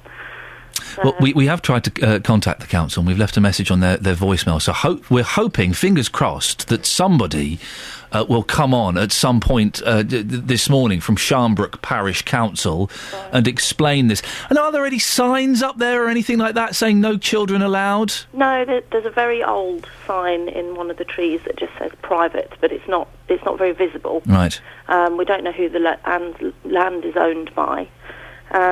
But it's not a tended piece of land. It's just completely natural, but it's not protected or anything like that. There aren't any fences that the children have climbed over. It's completely open. Right. And have you had a letter or anything through? No, just what they said to the kids? Yeah. Nothing. Oh, because I remember getting told off at 6 years old, and it was very upsetting. Yeah, they have been quite upset because they've not been doing any harm. They've just been having fun outside in the sunshine. Doing what healthy kids should be doing. This is what we should be encouraging. Everyone's talking about, we've got fat kids, we've got kids playing video games. They should be out in the woods building a den. Yeah, they should be, absolutely. Have you stopped them playing out in that little bit of woods? No, and I won't either, because I don't agree with it. I think children should be outside, and my children are very active, so I will keep encouraging that as long as I can. I'm supposed to be impartial in this, Sarah, of course, but I think you're doing exactly the right thing. Thank you. Well, listen, we'll let you know if the parish council get in touch, and do let us know if you hear any more, won't you? Yes, I will do. Thank you very much indeed. Sarah Morgan there. Oh, we've got an obesity problem. We've got fat kids. We've got lazy kids. We've got kids playing Xbox all the time. I think there's a place for Xbox, but a 6 and a 12-year-old out in the woods building a den. Building a den! No, you can't play here. What kind of person will go up to a 6-year-old and say, "Oi, you can't play here, go on, off"? Deary me. Right, Sharnbrook Parish Council. It's 7:38. My show is on the air until 9 o'clock this morning. Grow a pair, pick up the phone and call me and explain this or apologise. 08459 455 555. There are two things here. You either phone up and say, well, look, the reason we don't want children playing on this bit of woods is this, and this. Or you call up and say, there's been a terrible misunderstanding. We humbly apologise to Sarah and her children, and of course the children can play there. Those are the two options, I think. Sharnbrook Parish Council, I have you in my sights. Got until 9 o'clock. 08459 455 555 is the telephone number. Let me just press this button so you can hear it again. Call 08459 455 555. BBC Three Counties Radio. 08459 455 555. Now, the battle of the big Saturday night TV programmes is underway. Strictly versus the X Factor. It was close. Strictly's Come Dancing got 8.4 million viewers, just ahead of ITV's X Factor, which got 8.3 million. The shows clash for the first time this year, but which one do you prefer? Justin Dilly, which one's your favourite out of the two? Good morning, boss. For me, probably now, I'm getting a bit older, so I would suggest Strictly Come Dancing. Just a bit more class to that programme. Not a great lineup for Strictly this year. Who's in it? Remind me. Susanna Reid, who I like. Right. She's the newsreader. Yeah. Is Feltzy in it? I think Feltzy's in it. Oh dear. Yep. And the rest I've not heard of. Well, somebody called Abby Clancy. Oh, Abby Clancy's in Abby it. Clancy, who is married to a footballer. Now, surely I've got more credentials than Abby Clancy to be on Strictly Come Dancing. What is that all about? She is hot, though, Justin. She may be hot. She's got nice feet. But where's the talent there? Come on. Well, I can tell you exactly where the talent is in that instance. There's a golf man, there's a rugby man, there's a Hollyoaks man, there's a Coronation Street woman. It's a bit... I'll tell you the problem with Strictly. And the problem is, and here is the real problem every single year. Here we go. They can pay people to go on the programme. Yes, the money's very nice. But do people want their partners going on that TV show? They know they're going to be with another man. Bump and grind. Another woman, exactly, for hours every single day. And things can develop. What do they call it? Fracking? No, not fracking. That's when they dig for oil. What do they call it? Relationship building, maybe? Twerking. Twerking, right. Yes. A bit of twerking. Well, you've been speaking to people of Beds, Hearts and Bucks. What did they have to say, Justin? Yeah, some interesting comments here. I've been asking people which programme do they prefer, Strictly or The X Factor, and here's what people had to say. The X Factor. Tell us why it's The X Factor for you. So I think Strictly Come Dancing's for old people. Oh, really? Strictly, because I love them. The dancers, I think they're incredible. Do you even watch The X Factor at all? Yeah, occasionally. Yeah, you definitely prefer Strictly? Definitely, yeah. Okay. X Factor, I'm afraid. You say you're afraid. Why are you afraid to say that? It's more of a gimmicky programme than Strictly Come Dancing. I think tacky is the word you're looking for. Well, no, I never said that, you did. I never said that. Sharon Osbourne's back on the programme. I've got to be honest here, I don't like the woman. I think she's fake. Do you think it's good to have Sharon Osbourne back on the X Factor? Yeah, she makes it fun. Yeah, she's good. I like her. Neither of them. Don't interest me. What sort of programmes do you watch? Nature, documentaries.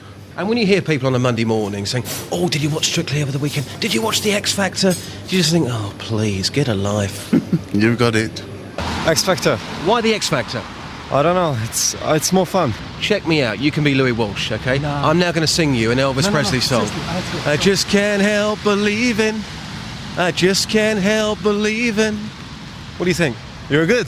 That's true. Yeah. What about this one then? Like a rhinestone cowboy. I don't know the song. Sorry. I'm not your man. Sorry. Seriously. Hey, good morning, sir. You kindly stopped to talk to us in your street cleaning mobile here. What's your favourite TV show, The X Factor or Strictly? Nah, no comment, mate. No comment. No comment. There you go. I think that was Simon Cowell that you were speaking to. Some great singing. We had we sent Kelly Betts around the Three Counties offices with a tape recorder, not a tape recorder, a microphone, to record some people singing some bits and pieces. Do you want to have a listen? Oh dear, yes. Here we go. Have a listen to this. Love no longer has a hold on me. I am stronger, so much more emotionally. Love no longer has a hold on me. I am free to be me. How on earth did you get that? There's more. Stay there. It's me. It's where the destiny that's gonna be. Well, the Satan's down me. That was a bit naughty. That was Justin Dealey. Can I just say, I'm going to stop you there right now. Okay, I'm going to stop you there now. Who recorded that again? Did you say was that Kelly Betts? Yeah, Kelly, come on. He wants to talk to you. Yes, because I'm led to believe. Did not record that. You sure? 100%. Because technically, it's actually illegal to record somebody without their knowledge. Goodbye, Kelly Betts. I didn't record it. Nice knowing. It wasn't me who recorded it. At the BBC. Bye. Well, that took a dark tone, didn't it? What should have been a harmless prank has involved in someone, a member of my team, launching a lawsuit against another member of my team. Oh, it was good. It was Justin Dealey singing during the recording of... Shall we have another listen?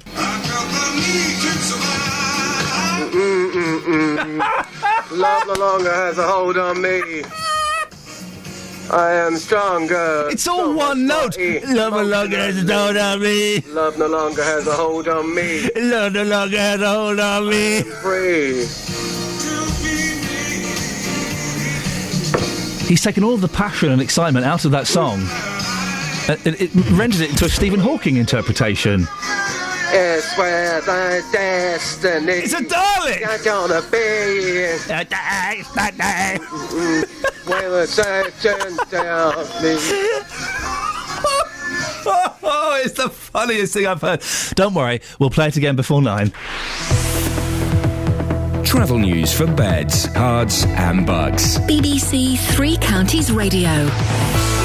Still very slow on the M1 southbound this morning as you make your way from junction 11 at the A505 down toward Hemel Hempstead. It's taking about 45 minutes to get through. There was an accident a bit earlier between junction 9 Redbourne and Hemel Hempstead, and although the accident's gone, it's still really, really slow down there. Clockwise M25, a lane closed following an accident with 2 lorries involved. This is from Potters Bar through to Enfield, junction 24 to 25, and it's slow back as far as the A1M South Mims. That's blocking lane 1 still. Lanes 2 and 3 are open on that clockwise side. Anti-clockwise, usual delays heading into the roadworks section, so it's very slow coming toward Enfield. It's also busy from St Albans to the M40 with stop-start traffic all the way through. The A1 southbound, that is busy from the St Neots junction to the Black Cat roundabout. After a patch where it runs quite well, it slows again from Hitchin towards Stevenage, and then it slows into London from Borehamwood toward Mill Hill Circus. Quite busy on the A5, I think presumably as people avoid the problems on the M1, so as you go southbound through Markyate, there are delays around Lynch Hill. And on the trains, First Capital Connect disrupted at East Croydon after an incident there earlier this morning. The slow lines are still blocked. Adam Glynn, BBC Three Counties Radio. Thank you very much, Adam.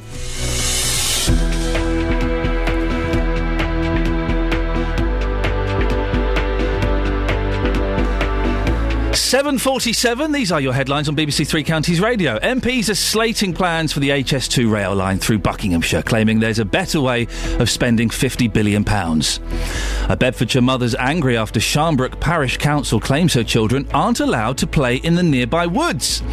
And in sport, Milton Keynes-based Red Bull came top of yesterday's Italian Grand Prix as Sebastian Vettel made his 6th victory of the season. Coming up, we're looking at A&E in the Three Counties, but before that, let's get the weather with Kate Kinsella. Beds, hearts and bucks weather. BBC Three Counties Radio.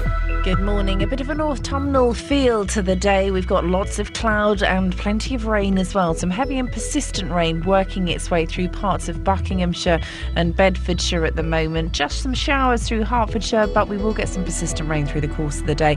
Later on, it will turn more showery. We may get some bright spells, and that's when the temperature will rise. So late this afternoon, we're looking at a maximum of 19 Celsius. That's 66 degrees in Fahrenheit.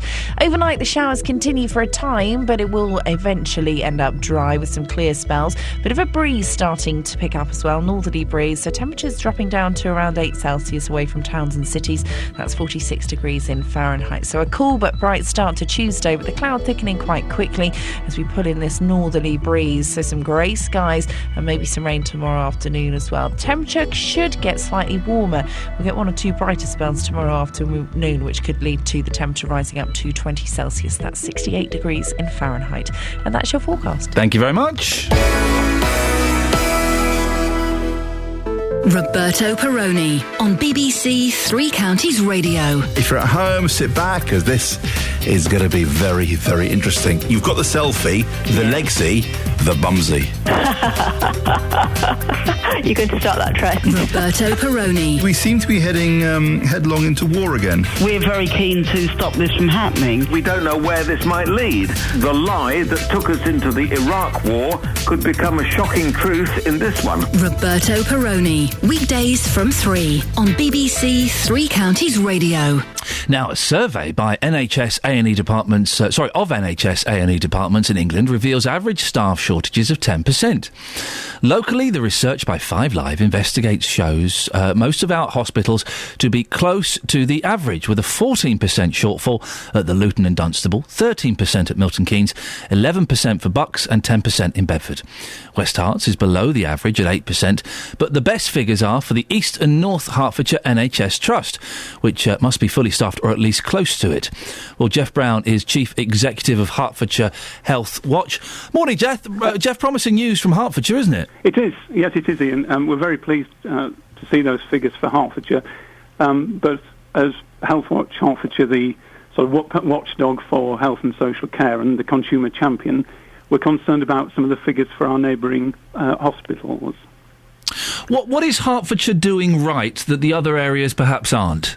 I think partly there's some good work going on at the Lister Hospital to improve the facilities there, which are attracting people in. I think there's work going on with the West Herts Hospital Trust to work with partner organisations to work in an effective and efficient way, which may attract people in. So I think they're doing well, but I think there are pressures on A&E departments generally, which are making it difficult to fill vacancies. So it's not an easy time for nurses and other people working in A&E. You expressed concern about some of the neighbouring regions. Why would that concern you?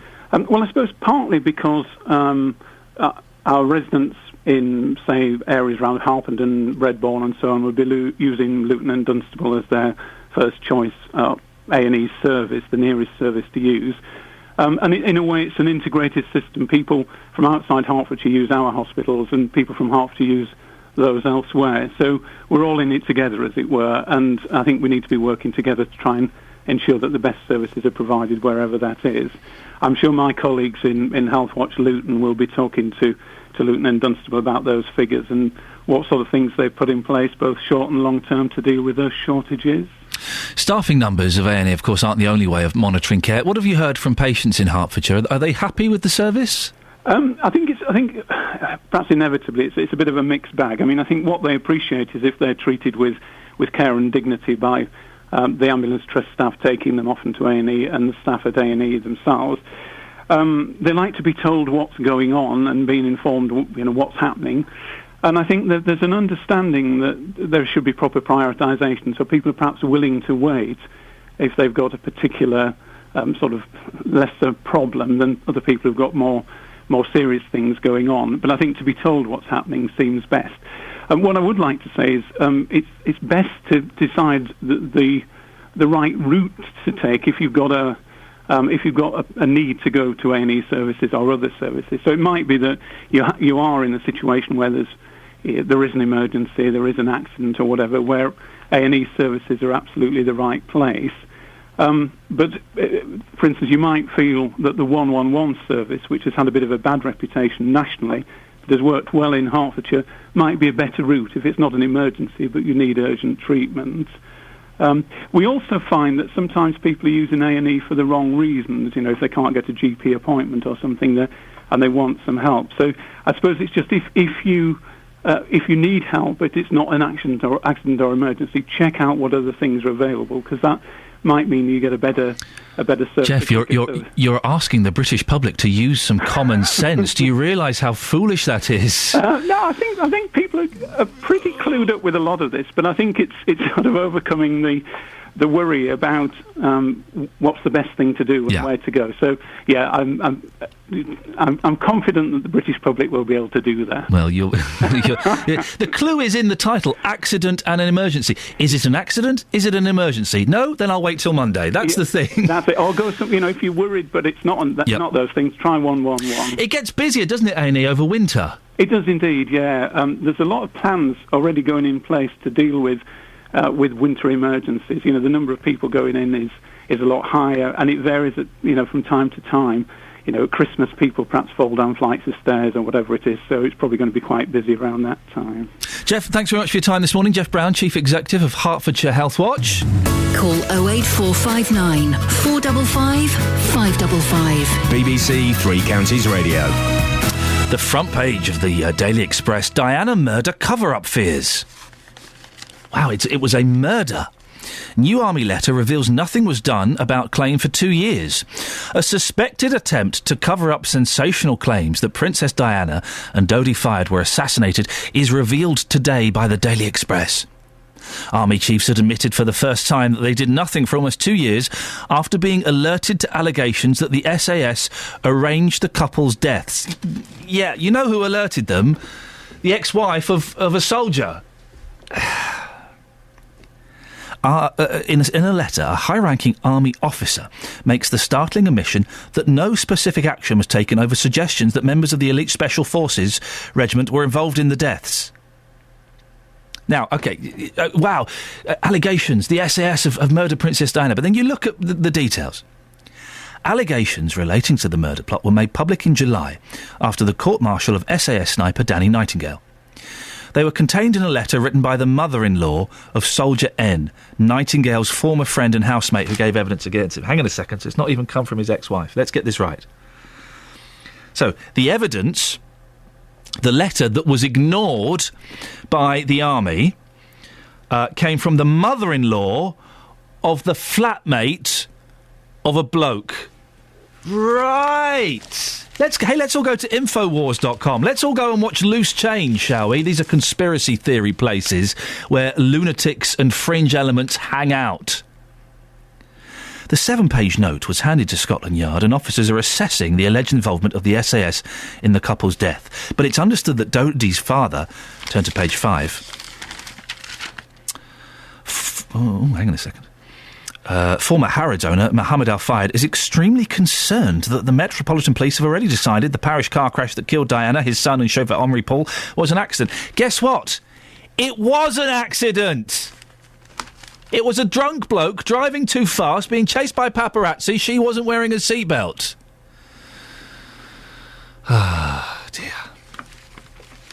One source commented the Yard carried out a long investigation into the crash and decided it was accidental. The major worry is that the Yard will find it very difficult to examine these new allegations. I could write a letter and send it to the army saying, hey, do you know what?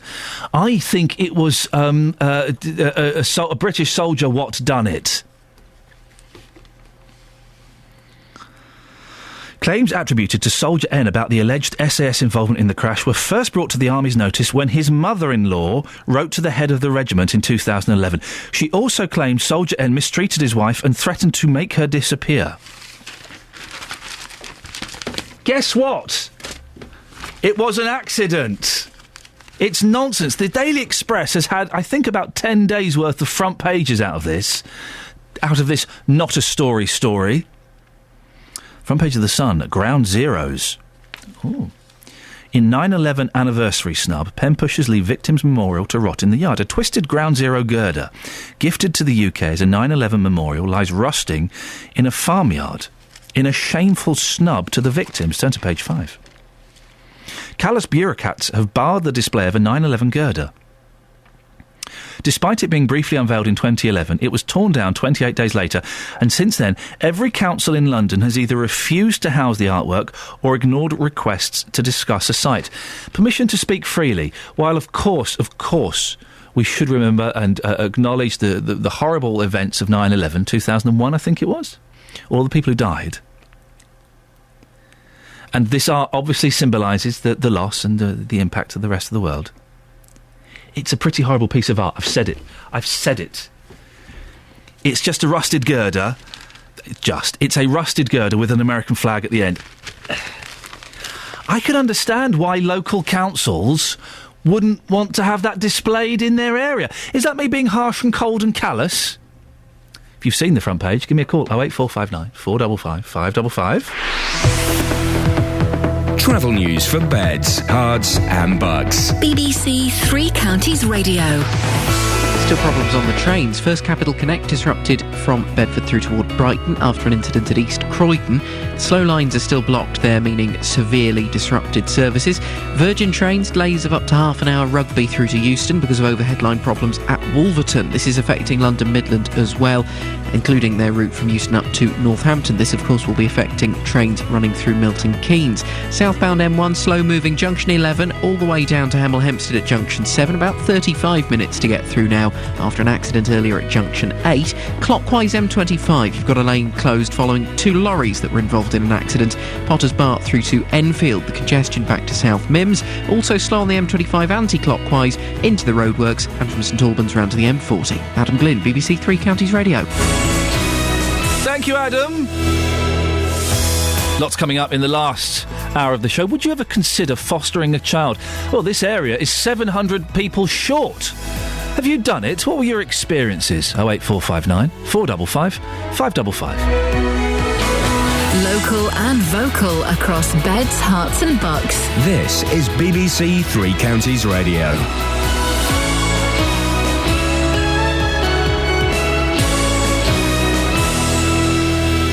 It's 8 o'clock, I'm Serena Farrow. The headlines: children told off for playing in Bedfordshire woodland, MPs warn there are serious problems with HS2, and paperwork preventing people from fostering in the three counties. BBC Three Counties Radio.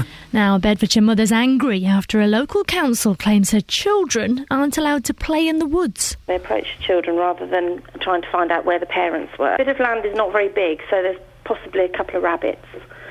And that's it. And they also said that they would be damaging trees and possibly building fires. Oh. Sarah Morgan speaking to Iain Lee earlier today. Sharnbrook Parish Council have told her that youngsters there couldn't use the small wooded area near to Yelno Lane, all because it may have an adverse effect on wildlife. Well, she says the land isn't currently used for anything. Well, we hope to hear from the council, but as yet they've not responded. In other news this morning, a group of MPs say there are serious problems with the government's plans for High Speed 2, which is set to run through Buckinghamshire. The Commons Public Accounts Committee says the Department for Transport is yet to demonstrate this is the best way to spend £50 billion on rail investment. But the Transport Secretary, Patrick McLaughlin, is defending the project. We have not built a new railway line north of London for 120 years, and the truth is we can't not do anything. This is planning for the long-term future of our railways. People do different things on the train. Some people work, some people sleep, some people read, but most people will look at how is the quickest way to get from A to B, and they will plan their journey accordingly. Next, and there are reassurances that patients across the three counties will be well looked after at A&E departments, as staff shortages at our local hospitals are few and far between, though nationally there's a shortage. Peter Gibson from the East and North Hertfordshire NHS Trust says there are many reasons for it. He says it doesn't have the exact sexiness of some of the specialities in medicine. It's about making it as an attractive proposition as possible for the staff. And that's what we're doing, of course. We're in the process halfway through building our new emergency department at the list. So we've got another year to go. It's not finished, but that, we think, will make a big, big difference as somewhere people will want to come to work. Administration and paperwork are preventing parents from fostering children across the three counties. Now there's a shortage. 700 more people are needed in this area alone.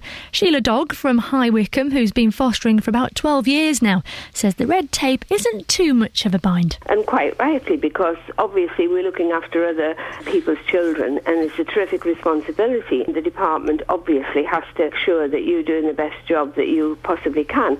But if you get into a routine, it is not a burden. And there's more on this story coming up with Iain Lee here on BBC Three Counties Radio in the next hour. In sport and Formula 1, Milton Keynes-based Red Bull's Sebastian Vettel's extended his lead at the top of the World Championship. It's after winning the Italian Grand Prix yesterday. That was 3 minutes. Thanks. I'm just saying. Remember, it's cloudy this morning. You want to know this. Well, because you'll get wet, you'll step out, and oh, there you go, your hair's messed up. Well, it's messy anyway. But, you know, at least if I tell you it's going to rain, you can prevent that and take a little brolly with you or something, can't you? A little hoodie. I had a haircut at the weekend, and I'm going to... Did you? Because I wouldn't have noticed today. That's rude. And I'm going to be wearing one of those things my nan used to wear, one of those plastic, transparent little headscarves. Oh, little beauties they are, aren't they? Back in fashion now, I believe. I'm bringing them back. Max and all that jazz. You really have overrun now, so... 19 degrees Celsius, get the latest news and spotlight. Sport. Guess where? Where? bbc.co.uk/3 counties. Thank you, bye-bye. That went on forever, didn't it?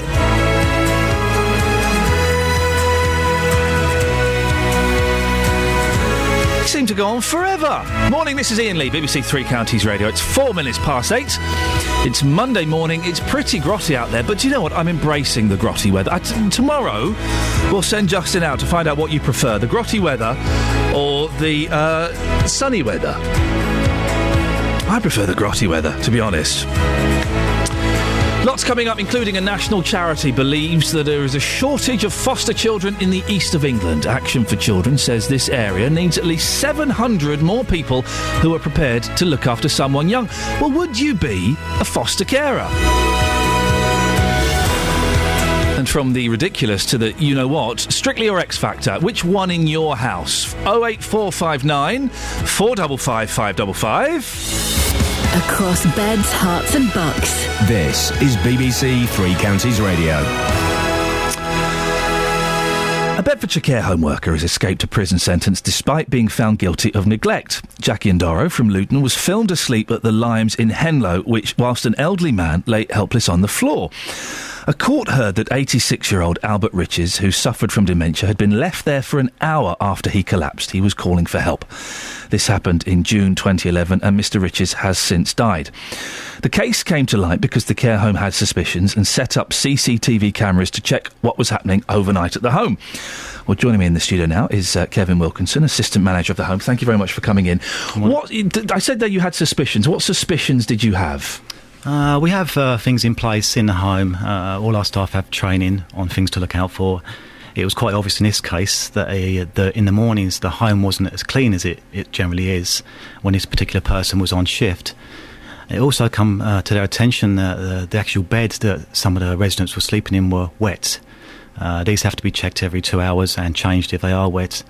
When this was brought to me by the two staff in question, I tried my very best to catch these individuals, and it was very difficult because I'd walk in the middle of the night and they'd jump off the chair, and so it was very hard for me to kind of catch them. They would just say, "Oh, I'm just resting my eyes." So you were suspicious because of these things you've mentioned, that it was these two people who were not perhaps delivering the care that you were expecting from them. So you turn up unexpected in the middle of the night, and unexpected, or I'd sleep downstairs. I'd have a sleeping in room, which I often sleep in, and I'd come up in the night and I'd try and catch them that way. But I wasn't very successful in doing so. How many residents have you got in the home? How big is it? We had 23 at the time, right. And right now we've got 28. And would it just be these two women working, two people working overnight, or is it that particular night there was the two in question as myself on shift as well downstairs. So you couldn't catch them by surprising them. What did you do next? I set up a CCTV in the front room where I suspected the other individual who they haven't caught yet. I was suspecting her more than the lady Jackie who was actually caught. And I set it up facing a chair which was in front of the TV, and I thought I'd catch her sleeping. And that's how I done it. It was disguised as a clock, so they had no way of seeing it was there. And how long from setting up the camera was it before you got footage of them sleeping? 3 days. 3 days, yes. Really? First shift. Yeah. What did you think when you come in the next day, you put in the tape? Yes. And you see that? Disgust, really. Disgust. And not just the fact that Jackie was caught sleeping for 6 hours on shift. Wow. It was actually prior to that. And I feel some guilt in some way because I stayed downstairs deliberately all that night because I didn't want to come up and actually find them or catch them. I wanted to make sure I had enough footage because I knew one picture on my phone wasn't going to be enough in court, as has been proven many times. And so I needed some good evidence to find out. The Mr. Riches who collapsed on the floor, and we've heard that these two people were having a conversation around him and sweeping around him. Was that filmed as well? It was indeed, yes. It was. The CCTV had audio on it as well. Right, so this was a different night? No, this was the night following into Jackie sleeping all night. Right. So it was a continuation of poor practice. And so what exactly did that footage show? It showed Mr. Riches, Albert, walking around the room after standing up, falling over, laying on the floor for over an hour, as was said in court. It then showed one of the ladies who I can't speak about now because she's still at large. She has kind of skipped bail and she's wanted by the police, isn't she? That's why we're not mentioning her name. Yes, that's correct. And the first lady come in and she swept around Albert first, said nothing to him. Basically, he was on the floor calling for help. Then Jackie come into the room. Jackie didn't even look at the man on the floor, as if, first thing I would have said is, what's the guy doing on the floor? What's Albert doing on the floor? Nothing said at all. She come in there, they spoke about swapping shifts or looking for another job, and there wasn't no care at all. So this all happened on that first night that you filmed it, and did you steam in straight away with this evidence, or did you wait a bit longer? I was very emotional at the time, and I knew something needed to be done. I think the main point of the in the court was how they actually pulled this gentleman up as well. Simple lack of care, just looking at him and not even going up to him, not talking to him, not checking him for injuries, which they should have done. There was a call button on the wall. They could have pressed that. I'd been straight up to help them, lift him if they needed help. But they're fully trained in lifting people anyway. They should have been able to do it. And then dragging him up by the scruff of his neck onto a chair. Incredible. And then him apologising to them. For falling. Incredible. Did you go to the police the very next day? Did you confront these women the next day? What Yes, I happened? did. 6:30 that morning, I got up and checked the footage, and I see the footage, and I was horrified. And I phoned Joan, who is the manager of the home, and said, I found something absolutely horrific. And I explained roughly what I'd seen. And she said, get them out of my house now. I don't want them there. I want it done now. And what did they say when you approached them and said, look, I know what happened last They said, I didn't do it. It didn't happen. I asked the question straight. Did Albert fall in the living room? No. I swear to God he didn't fall. That's what I got back. Because they would have thought that you'd have heard it from him, and he's an old boy, so what is he? He's probably imagining stuff. I think they thought that because I sleep, I was underneath the room, that I heard a fall. Right. And I think that's how I come to the conclusion. And even when I said, check this CCTV out, I've got it here, it was still, well, that's not me. What did Albert's family say when you told them? Oh, that's probably the worst part of the entire process. It was when I first found out. I knew what I had to do, but there was something inside me which said, look, just get rid of these two. Just get rid of them, because what are people going to think of our care home for a start? How am I going to tell the family? What am I going to do? And I remember phoning Albert's daughter up in the morning and saying, I've got something that I need to show you, and I can't talk about it over the phone, and I think you need to come in. And when I explained to her when she was in the office what there was on the video, she said she couldn't see it, but her husband watched the video. And it's probably the hardest thing I think I've ever done. There might be some people listening, Kevin, who are saying, well, you're the assistant manager. Indeed. You allowed these two women to come and work in your home. There was obviously a flaw somewhere in the vetting procedure that you are in some ways partly responsible as their employer for what happened. Indeed. And we've had a lot of support as well from not just CQC, but the social workers and the families, and in fact the family involved. And sadly, these things do go on. Obviously, they go on. I remember listening to the show last week, and my biggest concern is people that say, this would never happen in my care home, this would never happen. You know, it does happen. And we put things in place. We do the DBS, the old CRB check, which is now the DBS check. They're fully trained. There's no way of training compassion, almost. And we were speaking about this the other day, and we said, how can we see if someone's got compassion? When they come for an interview, shall we set someone up in a drive to fall over and see if they actually walk over and we'll pick them up? You know, what do we do? It's not a bad idea, actually. Actually, here, now I've said that, I can't do it. That's not a bad idea. There will be, you know, my mum's in a care home, and this is something I'm particularly passionate about, but what would you say to people listening to this? How confident can you be that your care home now is completely safe? Well, we've been operating, my mother's been operating in this particular care home for 21 years. This is the first time anything like this ever come up in our care home. And I think now our staff know we will do anything, and I will do anything. And I've been setting up CCTV ever since that time. I've been setting up audio. I'll make them sign documentation when they come to the home that we will set up hidden CCTV, which they cannot see. If you are found doing anything, we will catch you. And you're legally allowed to do that, are you? Well, whether I am or whether I'm not, I make them sign something beforehand to say that they know it's there. Yeah. And so I'm hoping that takes it away. But if they feel that I'm not allowed, then I'll take that chance. Well, Kevin, you know, it's awful that it happened, and of course Albert is no longer with us. But I think hats off to you. You as soon as you suspected there was something wrong, you acted on it, and I'm not sure that every person running a care home would be quite so proactive.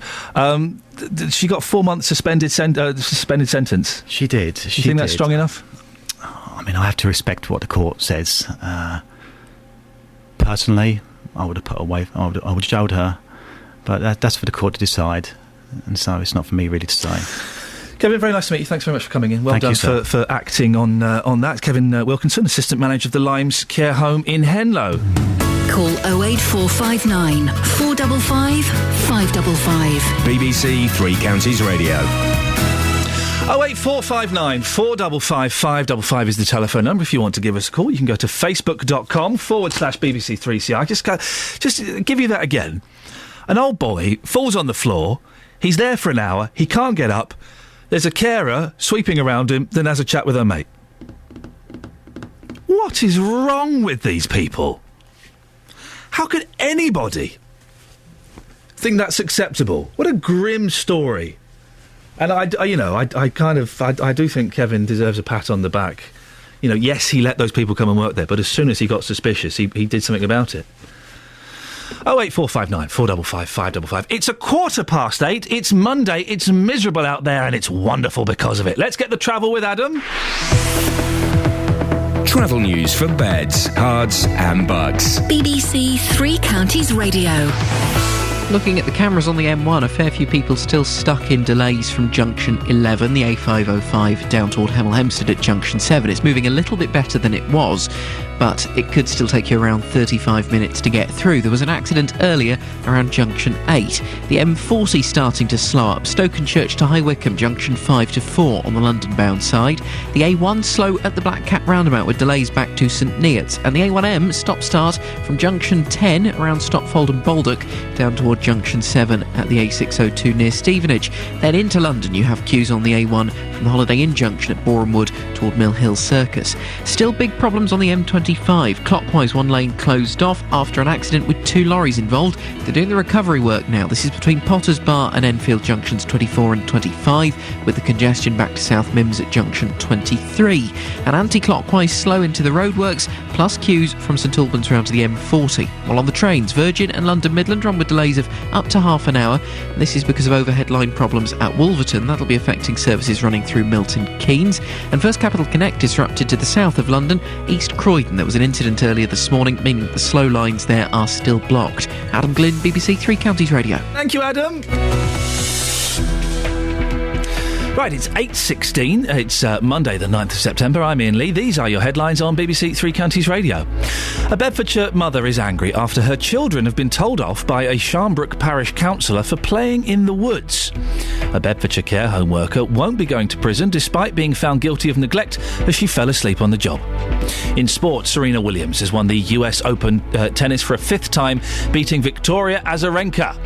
Coming up, HS2. There's been further criticism of the planned HS2 high-speed rail link through Buckinghamshire. BBC Three Counties Radio.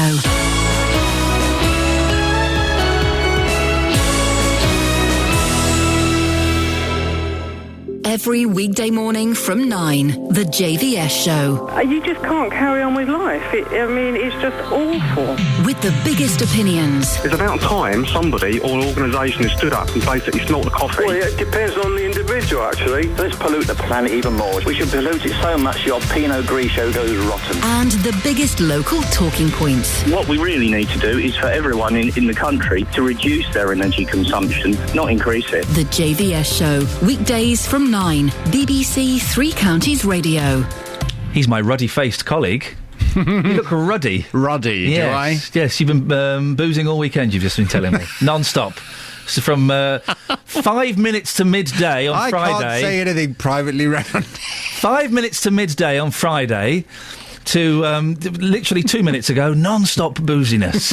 Is that your weekend? Have I summed that up correctly? Yeah, pretty much, yes. Yes. I went to a vineyard. How fancy. I mean, you've got to get booze, haven't you, when you go to a British vineyard? Yes. Local, Hertfordshire. Good? Yeah, very Really? good, yes. Nice local wine. Frithsden. So? Frithsden Vineyard. Are you drunk again? I went there. It was lovely. Oh, good. Little wine tasting.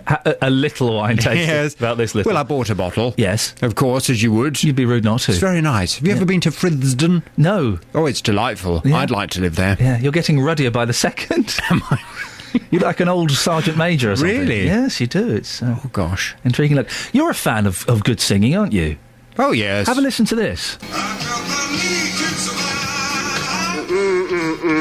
This is Justin Dealey. Love no longer has a hold on me. I am stronger, so much more emotionally. Love no longer has a hold on me. He sounds like a robot. He's nice. He's got a nice voice.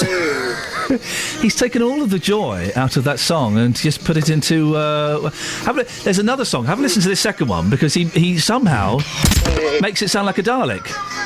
It's where the destiny that's gonna be. Oh, I think I know how you've recorded that. No, don't give away our secrets. It wasn't Kelly Betts that recorded it, by the way, but just all presenters, beware. Yes. Beware. I frequently sing along during my hits. Do you ever hear them? Yes. Yeah. Yes, we do hear them quite a lot, yes. What's on your show this morning, Jonathan? Coming up on this morning's Big Phone-In, would you like to see all police armed with taser guns? The use of tasers by police in England and Wales has more than doubled since 2009 to over 7,000 deployments in a year. Human rights groups are calling for a restriction on the weapons as changes in the law have led to a wider rollout of stun guns across the force. Currently, around 11,000 of officers are armed with tasers, and the Association of Chief Police Officers says that the rise in deployments is down to more officers being trained and armed, not the same officers just using them more regularly. Well, from 9 this morning on the Big Phone-In, I want your views on this. Would you like to see all police armed with taser guns? I know the answer from you. You love a good taser. I'm going to be taser trained very shortly. Yes, you were telling me about this. I'm going with the police to watch how they're taser trained, and I'm hoping I might even get to deploy, I think is the way you use. Deploy a taser. You would love all of the police to have them because you are taser crazy. No, I tell you what I think. I think the police have a very difficult job. They have to go out onto the streets, and frankly, they have to deal with the lowlife that none of us want to have to deal with, which is why we expect the police to deal with them. Now, if you expect the police to deal with lowlife, and some of these people are wretched, they truly are. Some of the criminals on the streets, some of the young criminals in particular, they are wretched little creatures. Yes. And if you expect the police to go out and deal with them, what do you want? A whistle? Stop there, young man, I'll hit you with my truncheon. No, those days have gone. Get your taser out and give them a good tasering, that's what I say. Namby-pamby people. Well, from 9 this morning, would you like to see all police armed with taser guns? 08459 455 555. Call 08459 455 555. BBC Three Counties Radio. He does get very heated when it comes to tasers, so it's definitely worth a listen from 9 o'clock JVS. You can start calling him now if you want. There's been further criticism of the planned HS2 high-speed rail link through Buckinghamshire. A group of MPs says the predicted benefits of the North-South line are dwindling as costs rise. This is according to the Public Accounts Committee. Its chair is the Labour MP, Margaret Hodge. Oh, no, we haven't got the clip there, I'm afraid, so we'll go straight to James. James, I do apologise. We were supposed to have a clip there, and it's vanished in the computer system. She sounded like she was exploding, Ian. Yes, she's exploding with rage. What exactly are MPs saying? Yeah, well, I can tell you, Margaret Hodge, some pretty strong language from her this morning. She's saying that ministers haven't put forward a convincing case that HS2 is worth the money. MPs reckon it could cost £50 billion, but the Public Accounts Committee say the business case is flawed because it assumes people don't work on trains, which clearly isn't the case. Also, MPs say there's no proof the line will benefit the regions. It might just take more business to London. David Cameron has thrown his weight behind it. What are the ministers saying? Well, ministers have hit back this morning. They say HS2 is vital, not just to cut journey times from north to south, but also to stop existing routes being overwhelmed by rising passenger numbers. Here's the Transport Secretary, Patrick McLaughlin. We haven't built a new railway line north of London for 120 years. We are going to be desperately short of capacity. Capacity is the most important thing to address. And the government fight back starts later this week. Ministers will release a new report detailing city by city how they believe HS2 will benefit the regions to the tune of billions of pounds every year. Each week it seems it's going to happen, then it seems it isn't, then it is. And is it actually going to happen, or is it possible the entire project could be derailed? Well, we've seen a lot of scepticism breaking out, but politically, the main party leaders, David Cameron, you mentioned, Nick Clegg, Labour's Ed Miliband, they're all behind it. But today's report makes clear many backbenchers are sceptical, especially MPs whose constituencies could have HS2 built across them. A bill's expected to go before Parliament before the 2015 general election, but getting that bill passed, Ian, that may not be easy. James, thank you very much indeed. Call 08459 455 555. BBC Three Counties Radio. 08459 455 555 is the telephone number. If you want to give me a call, you can go to facebook.com, excuse me, /BBC3CR and have your say. You can go there any time you want and have your say. All of the points do get read, not necessarily by me, but someone will look at them. I pop on there from time to time and indulge in a little bit of an argument with you. It's all good sport, isn't it? You can also email me directly if you wanted. Iain.lee, Iain.lee. It's the correct way of spelling Iain, at bbc.co.uk. I've been talking about the incredible story this morning of Jackie Ndoro, who is a care worker at the Limes home in Henlow, and she slept while an elderly man was on the floor in pain. Matt's in Luton. Matt's called in. Good morning, Matt. Morning. Matt, what would you like to say? Well, my wife's in a home. She got dementia. We've had a few problems with the family going in there saying that they're not looking after her properly, and she's lost a bit of weight. She has lost a bit of weight, but it's due to the disease. But she's been well looked after. But sometimes you go in, things are not right. When you notice it, you pick it up yourself. I go in there every night. My daughter's going all weekends. But we've had it from the rest of the family. We actually got a bit of a feud going on now, and it's getting bad. A feud because your wife's in a care home? Well, their sisters, they're saying, we had to have the social services in on Friday. They have to have a meeting to cover themselves, to make sure everything's okay. And as far as we're concerned, but as far as I'm concerned, which is I'm the main person, I find everything brilliant. The girls are brilliant, the staff are great, but you will get people, well, I've got my family on me neck now about this, and we've tend to fallen out with her sisters.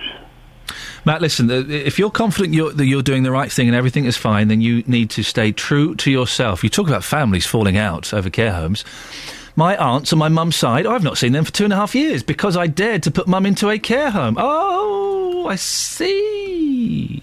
Not spoken to me for 2.5 years because I forced her into a care home. I forced her into a care home. I see. Right, OK. Thanks very much. 08459 455 555 is the telephone number. Got some texts on this. Pat says, that evil woman who left that poor man on the floor was rewarded by our justice system by letting her get off going to prison. Hey, Pat, I'm impartial, but I agree. Have we not decent judges in this country that can pass sentences that fit the crime? Sack the judge and let's have a retrial.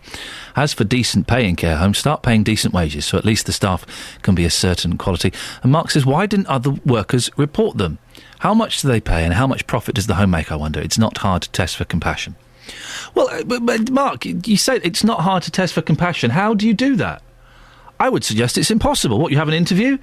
So you see a baby crying, what do you do? I ignore it. I mean, what I do is I pick it up and I cuddle it. How do you test for compassion? Anyone could lie in an interview or lie in a test situation.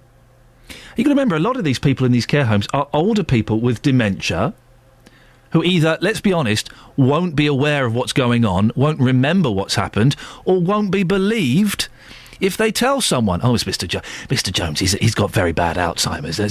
He imagines these things from time to time. I'm not having a go, Mark. I'm just curious as to how you would test for compassion. Do give us a call and let me know how you would do that. 08459 455 555.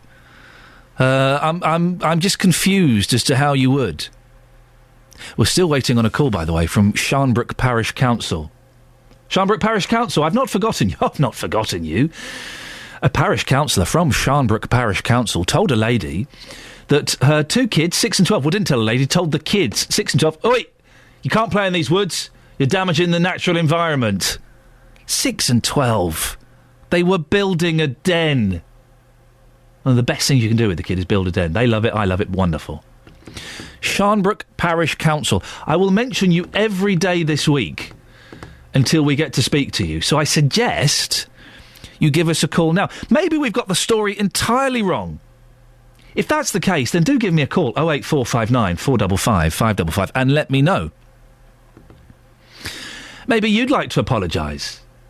Well, maybe you want to defend yourself. No, hang on. Well, there is very good reason why we've said this to these children of 6 and 12. Sharnbrook Parish Council, give me a call. Let's sort this out. Right, it's coming up to 8:30, BBC Three Counties Radio. Time for the travel. Travel news for beds, cards and bugs. BBC Three Counties Radio. Disruption continues on the trains. London Midland and Virgin trains being affected by overhead line problems at Wolverton, and it means some services to and from Birmingham and Manchester this morning for Virgin are being cancelled. That's affecting you through Milton Keynes, of course. As for London Midland, they're running an hourly shuttle between Rugby and Birmingham, and buses are running Rugby to Northampton. The delay's expected to be ongoing until about 10 this morning. First Capital Connect, they have problems to the south of London. An incident at East Croydon means that the slow lines are still blocked and services are being severely disrupted in that area. M25 clockwise, one lane closed following an accident with 2 lorries involved between Potters Bar and Enfield. That is slow back to St Albans at junction 22. The recovery work continues. Anti-clockwise queuing into the roadworks past Enfield. Slow again from St Albans all the way through to the M40. Delays on the A1 at the Black Cat roundabout. Stop-start traffic along the A1M from Baldock towards Stevenage, and the A1 into London looking slow from Borehamwood to Mill Hill Circus. The M1 southbound, that is queuing from Flitwick junction 12 down toward Redbourne at junction 9. It's still taking a fair bit of time to get through the traffic there. And the M40 looking slow on the London-bound side between Stokenchurch and High Wycombe. Adam Glynn, BBC Three Counties Radio.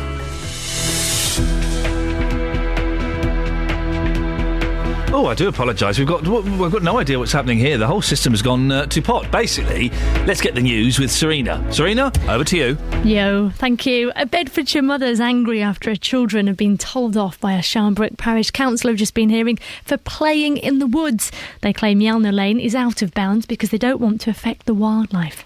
Elsewhere, Hello care home worker won't be going to prison. That's despite being found guilty of neglect as she fell asleep on the job.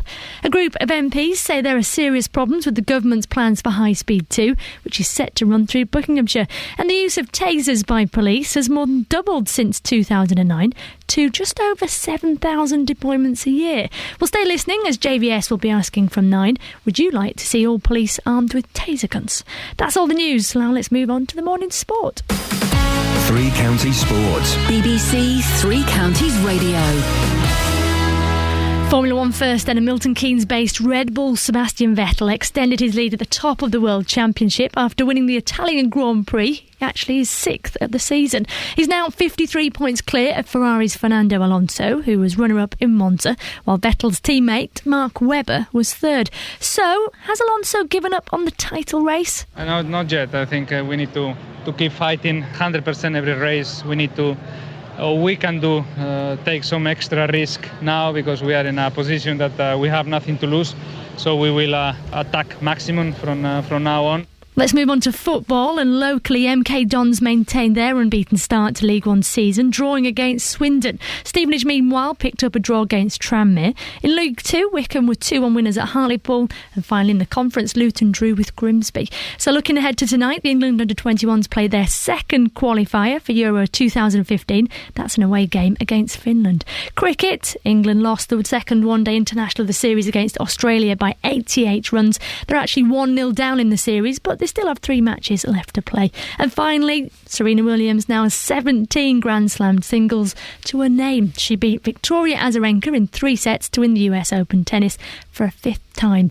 The match was watched by no other than the former American President Bill Clinton, who paid this tribute. Even though she loved tennis, she always wanted to be someone who opened up new avenues for girls and women. And she was able to play highly competitive, high concentration tennis, win, and always be concerned about why she was really doing it. BBC Three Counties Radio, more from me at 9. Call 08459 455 555. BBC Three Counties Radio. Sharnbrook Parish Council. We need to speak to you. The story about Sarah Morgan, whose children, 6 and 12, were approached in the woods by a councillor, allegedly by a councillor, who said, "Oi, hop it, you cannot play in here." Now, there are a couple of possible scenarios here. One, Sarah Morgan's children have got it wrong. If that's the case, Sharnbrook Parish Council, then give us a call. and explain yourselves. 2, the other option is you are a bunch of meanies.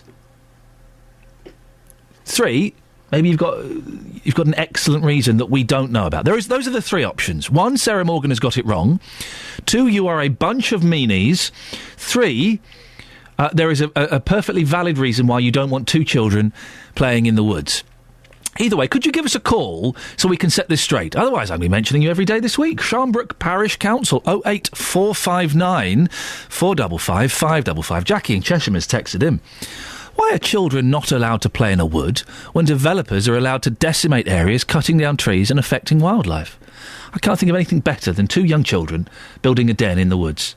That's what it's all about, isn't it? That'll fight the obesity problem. Been talking as well this morning about Jackie Ndoro. Who's she? Well, she was a care worker from Luton who was filmed asleep at the Limes care home in Henlow whilst an elderly man lay helpless on the floor. 08459 455 555. Patricia is on the line. Good morning, Patricia. Good morning. Patricia, you've had experience of someone being in a care home, haven't you? What happened? Yes, we did. It was my late elderly aunt. Basically, she was in an independent home to begin with, and then a larger organisation bought them out. And to begin with, it was absolutely fine. And then we were rather concerned. I mean, although she was 100, she was totally and she used to complain to us that she was being a little bit manhandled. And we did sort of inquire about it, and we were told, oh, well, you know, she's 100, her skin is very frail, etc., bruises easily. And then one day we had a call from the home saying, could you come in, please? And we went in, and basically a carer had been caught by 2 other carers punching my aunt forcibly in the stomach, in the ribs. What? And these 2 other carers actually had to pull the lady off. A woman was punching your 100-year-old aunt in the ribs and the stomach? Yes, and we were her next of kin, you see. So basically we called the police in, because we thought it's a foregone conclusion that, you know, we were adamant that we were going to take her to task about it. The police came, they interviewed my aunt, they interviewed us. The police photographer came because she was bruised. The lady in question was put on, she was put on, what's the word? She wasn't allowed to work for a month. She was suspended? You know, suspended, that's the word I'm thinking of. So we thought, right, that's it. So the CPS then took all the details. They then decided that because of her age, because she wouldn't be at that age and her frailty, it wouldn't be good for her to go to court, etc., or go through the trauma of it all. They then said that they decided they would drop the case. We found out a few weeks later that the carer had actually been reinstated by the home, but was working on a different floor. So my husband and I were absolutely infuriated by it, so we took the council to task, etc., and after a battle, we actually got her sacked. But what I was going to say was that gentleman, the manager, I think he should be congratulated, because although he felt guilty that it took him time to prove the case, at least he was aware that he knew something was going on. And, I mean, whereas this other company, they just tried to brush everything under the carpet. And even when they had the evidence, they still really didn't want to know. And fortunately, this company have now gone into liquidation. Well, good. I mean, it was probably the biggest one in the UK. Good for them. Well, let's not have any more clues, but good for them. I tell you what surprised me about what you've told me is that there was a carer who thought it was appropriate to punch. Did she give any reason for why she was punching a 100-year-old woman? Sorry, yes, I forgot that. Sorry. Basically, my aunt had been using her buzzer because she needed to use the loo. Yeah. And by the time the carer got to her, unfortunately, my aunt had wet herself. Yeah. And so she'd made a mess. And she was so angry with her. She punched her. Yeah, but not just once. Not just once. Not that would have been acceptable. She bruised her ribs. She bruised her stomach. She was in a dreadful state. And obviously, mentally, at that age, she was in a dreadful state. Oh, Patricia, what a horrible story. And, it was awful. Yeah, It was absolutely that bit awful. surprised me. The care home trying to brush it under the carpet. That doesn't surprise. That doesn't surprise me too much. No, even though they had 2 other carers there that actually witnessed it and gave witnesses and gave statements to the police, but still. Carol, listen. Unfortunately. But Patricia, sorry, I appreciate you calling in with that horrific story. Punching a 100-year-old woman in the stomach and the ribs. That bit surprised me. The fact that the care home tried to brush it under the carpet, it doesn't. Some of the things I have seen, that doesn't surprise me too much. It saddens me. It doesn't surprise me too much. Incredible story. Thank you for that. Foster caring. A national charity says there is a shortage of foster carers in the east of England. Action for Children says this area needs at least 700 more people who are prepared to look after someone young. Well, would you be a foster carer? Carol Bull from Caddington was a foster parent for more than 40 years. Joins me now. Morning, Carol. Good morning. Carol, why did you decide to become a foster carer? Basically, our son was about 18 months old. He was in hospital and there was a child there that had no one visiting. And when I inquired, I found out he was in care. And so I went home and phoned social and asked if I could foster him. And they obviously, you have to go through the process. Then I became a foster carer. It sounds like it was quite a straightforward process. Has it In those days, it was a lot more straightforward than it is today. I mean, I guess the system today is better because they vet you a lot more, but... Well, it's designed to protect the children and the carers as well, but do you think that bureaucracy has put some people off becoming a foster carer? Yeah. I do. It takes so long. It seems to me, from talking to other carers, it takes quite a while now. I think when I joined, it took about 3 months, but it takes an awful lot longer now, which is very sad for the children, really. Have you lost count of how many people you've fostered? Yes. That many? Over 40 years? Yes, quite a few. And what did you personally get out of it? Well, I found it very satisfying. I enjoyed it immensely. My children enjoyed it. My husband enjoyed it. They probably gave us as much as we gave them. And it was lovely to see them. They came sort of very disturbed and left quite happy in a lot of cases, and that really is what it's all about. And what age were the young people you were looking after? I did a lot of pre-adoption babies, and I did, later on, I did older disabled children, and really I was there for, within reason, for whoever, but I never ever fostered, or I tried not to foster older than my youngest. Right. Because I felt that it wasn't fair. You raise an interesting point there, Carol. You've added another the piece of the puzzle. Disabled children, of course. We don't often think of disabled children needing to be fostered, but of course they do. That must have made it extra difficult. It's quite demanding, but very rewarding. I've probably fostered about four disabled children, respite, a couple of extras, and I did enjoy it. Have you given up now, Carol? Yes, I've retired. I'm in my 70s. Yes. I miss it terribly, but Really? I've been an independent carer. That is another aspect that people could do. Yeah. I've been an independent carer, and now I'm hoping to become a friend of any child that's What does that mean? How does that work? Well, I'm just beginning to go into it. It really means just going and visiting. It's usually a child that's in a home. Going, visiting, talking, perhaps take out for a orange juice over at Sainsbury's or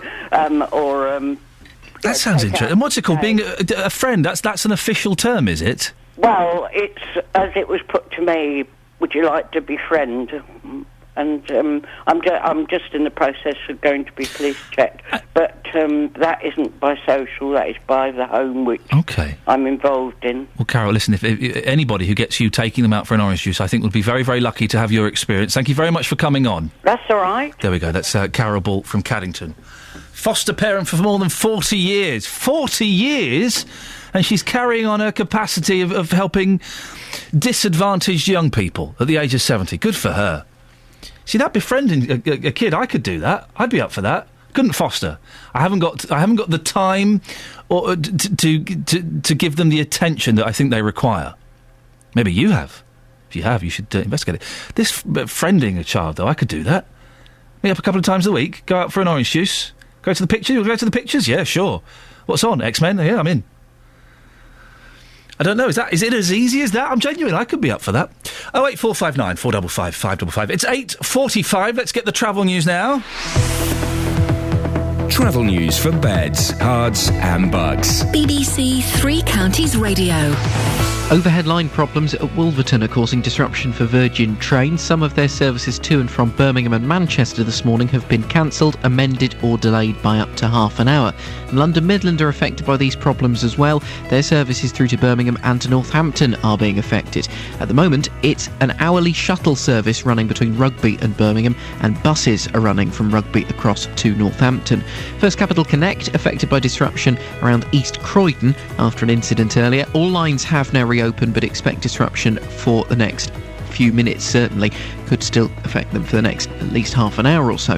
M25 clockwise, there's a lane closed. Long delays while recovery work continues. There was a 2-lorry accident near Potters Bar. From there through to Enfield is where the lane closure's in place. The delays are back to St Albans at junction 21A. Anti-clockwise slow into the roadworks from St Albans round to the M40, and then on the M1 you have delays southbound Flitwick to Redbourne, junction 12 to 9. The A1 is delayed from Eton Soken toward the Black Cat roundabout. Stop-start on the A1M from Baldock to Stevenage, and the A1 into London slow from the Holiday Inn junction to Mill Hill Circus. Adam Glynn, BBC Three Counties Radio. Thank you, Adam. It's 8:47 or thereabouts. It's Monday the 9th of September. I'm Iain Lee, and these are your headlines on BBC Three Counties Radio. A Henlow care home owner who caught one of his employees sleeping on the job on camera is disappointed they weren't sentenced to jail. Children in Bedfordshire have been told off by a local councillor for playing in the woods, claiming it'll have a detrimental effect on the wildlife. And in sports, Serena Williams has won the US Open Tennis for a 5th time, beating Victoria Azarenka. Oh, coming up, sexy body parts. But before that, let's get the latest weather. Beds, hearts and bucks weather. BBC Three Counties Radio. Good morning. Well, it's certainly a bit of an autumnal start to the new working week. We've got a little bit of cloud, a little bit of rain, but the temperature much cooler. Now, we've had some fairly heavy rain throughout the three counties already this morning, and it's set to continue. Some of it heavy, some of it persistent, really skirting through Bedfordshire at the moment and making its way eastwards, and it will continue to do so. Eventually this afternoon it will start to break up and turn a little more showery in nature, but it's still going to feel fairly chilly. Now, later on this afternoon we'll get one or two sunny or maybe brighter spells, I should say, and that's when the temperature will climb, but we're still looking at only getting up to around 17 Celsius. That's 63 degrees in Fahrenheit, perhaps a degree or two warmer in some parts. Now, overnight the showers will gradually die out, leaving it dry with some clear spells. It's going to be quite cool away from towns and cities. Minimum temperature 8 Celsius, 46 degrees in Fahrenheit. A bright start tomorrow, but the cloud will build quite quickly and thicken, and we should see towards the east of the county a bit of rain and some strong northerly winds coming in as well. But despite all this, it's going to be slightly warmer. We're looking at a maximum of 19, maybe 20 Celsius, and that's your forecast.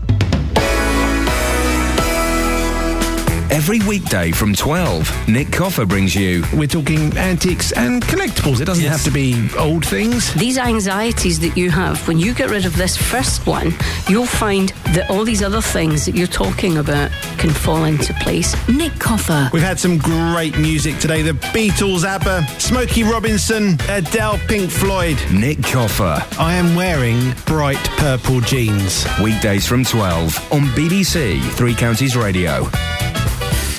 We've been talking about care homes this morning after the story about Jackie Nadoro from Luton, who was a care worker at the Limes in Henlow. She fell asleep whilst an elderly man lay helpless on the floor and swept up around him. Tim's in Milton Keynes. Morning, Tim. Good morning, Ian. Yeah, Tim, what can I do for you? I just wanted to say you were talking about compassion. Yes. Obviously, nobody can put a price on compassion, and nobody can judge compassion. It's like a judge being in a court, etc., listening to prosecutors, solicitors. He has to make, from his own mind, a decision. Yes. It's nothing to do with compassion, because then everybody would be getting away with everything from compassion, wouldn't they? What I'm trying to say is, yes, when we go to a supermarket, you've got CCTV.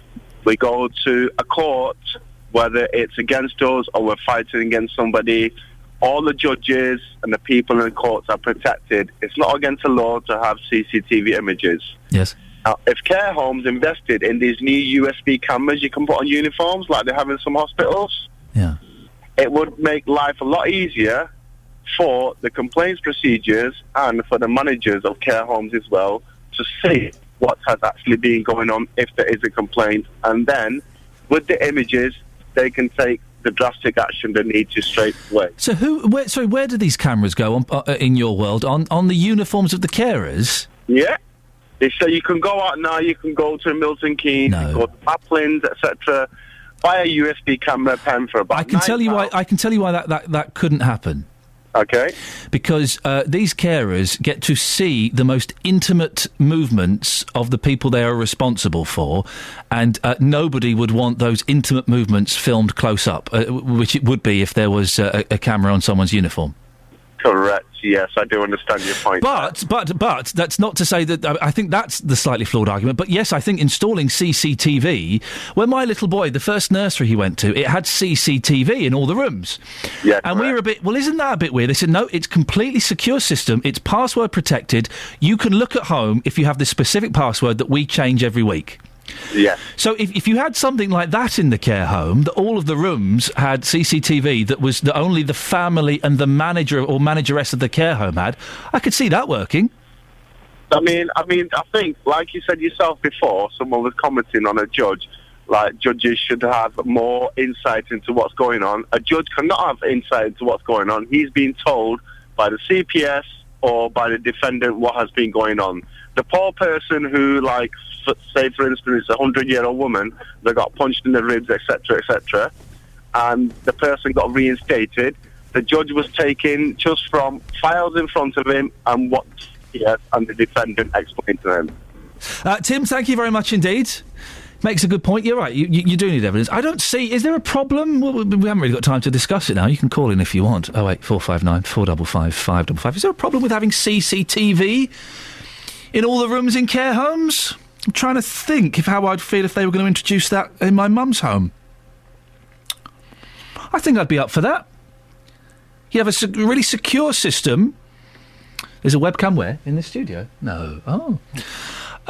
You'd have a really secure system. You get a password. It would change every week. That's what we had at my boy's nursery, and it was great. And it'll be recorded. Everything will be recorded.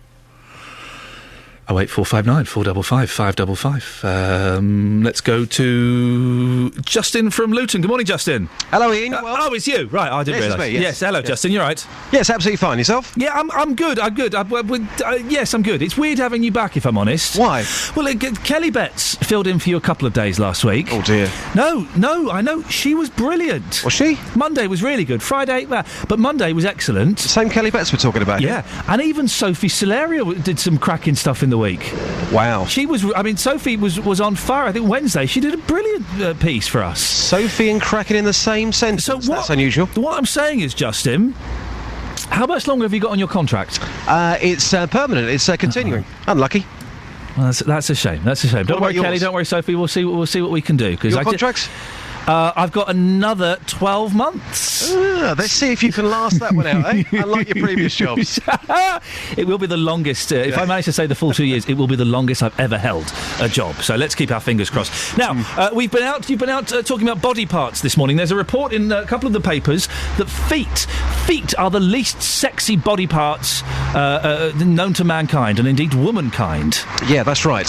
So after a week away, I thought, you know what, I'll come back, some groundbreaking news. Yep. Dealing really, can you go out and ask people about their favourite body parts? Yep. So, Ian, I've done that just for you. Okay. Some slightly filthy words in here, so please excuse that. But here's what people had to say about their favourite body parts. Let's have a listen. Love no longer has a hold on me. I am stronger. Sorry, so much more. Sorry, I don't have to stop this. Hang on. Sorry, that was my fault. Wrong button. This is it. Nice muscular legs, tanned legs, toned legs. The eyes, yeah. You're a clean lady, aren't you? Yeah. Thank you very much. Sylvia, how are you today? Good weekend? Yes, thanks. Lovely stuff. Sylvia, this is a genuine question, OK? Ian Lee wants to know this morning, what's your favourite body part? My what? Your favourite body part? On a man? I presume the legs. And feet have been named as a major turn-off. What is it about feet that you don't like, Sylvia? I don't like feet at all. Why not? I think they're ugly. Can I show you my feet? No. Oh, please. No. Because mine are quite attractive, actually. I've got to run because I'm late for work. OK, listen, have a great day. Thank you. All right, thank you. Bye. Eddie, are you into ladies or are you into men? I'm into ladies. Keep this clean if you can. What's your favourite body part on a lady? Nice butt. Anything else slightly cleaner? Nice personality. So a nice butt and a nice personality. Yeah. And I bet the ladies love you, don't they, Eddie? Of course they do, yeah. Yeah, a little hole in the head, yeah. Well, he was a nice... Eddie, he knows what he wants. Yeah, he does. He was wearing... A nice butt. Yeah. He's about 4'9". He wears large boots, and he was wearing a fluorescent jacket. So once again, ladies, if you're interested, I have his numbers. OK, and we've also asked you to talk about Strictly, haven't we? Yeah, because over the weekend, the big ratings war, of course, is something which people talk about every single year. Strictly Come Dancing or The X Factor. Which one is your favourite TV show? Over the weekend, Strictly, they've won the ratings war. Well, certainly to start with, I think that will change as the weeks go on. So we have been asking, which programme do you prefer, The X Factor or Strictly? Here's what people had to say. This is what people were saying. Oh, hang on a second. Love no longer has a hold on me. I am stronger, so much more emotionally. Oh, it's great to be back. Love no longer has a hold on me. I am free.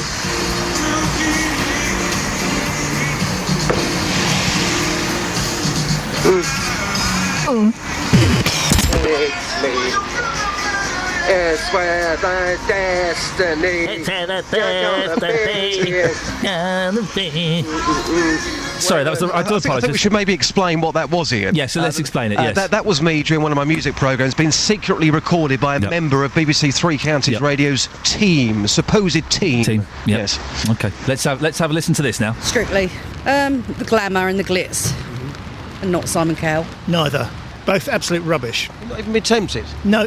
Strictly Come Dancing or The X Factor, which one do you prefer? X Factor. Why The X Factor? Because I think it's quite funny actually when they go and do all the auditions and some of them like can't sing and then they make out they can sing. The X Factor. Why The X Factor? I'm just not into dancing, I guess. No, it's not my kind of thing, dance. You seem like a pretty smooth guy. I mean, you're not into a bit of a boogie every now and again? Not at all, no. X Factor. Love the music. Love the things that it's just a competition, isn't it? And I don't know. I just love the programme. Do you like Bob Marley? I love his music. Okay. I'm going to tell you a very quick story here. A couple of years ago, I was abroad. I was in the Caribbean. Lucky to be there. It was a holiday which I won. And the maid walked into my room and I was listening to Bob Marley singing away and I was wearing a lime green mankini. Would you mind if I gave you 10 seconds of my Bob Marley song? Would that be okay? You can be a judge. Go ahead. Okay. No woman, no cry. No woman, no cry. Don't give up the day job. See you later. Thing is, love, he hasn't got a day job. Justin? Ian? I'd like to say thank you, but that would be unfair on my listeners, so goodbye. Bye. Travel news for beds, cards and bugs. BBC Three Counties Radio. Disruption on the trains still. London Midland and Virgin trains affected by overhead line problems at Wolverton. For Virgin, this means some services to and from Birmingham and Manchester are being cancelled, possibly amended or delayed by up to half an hour, while London Midland are affected with an hourly shuttle running Rugby to Birmingham and buses running Rugby to Northampton. First Capital Connect still affected after an incident at East Croydon, and although the lines have reopened, services are still going to be delayed for a time yet.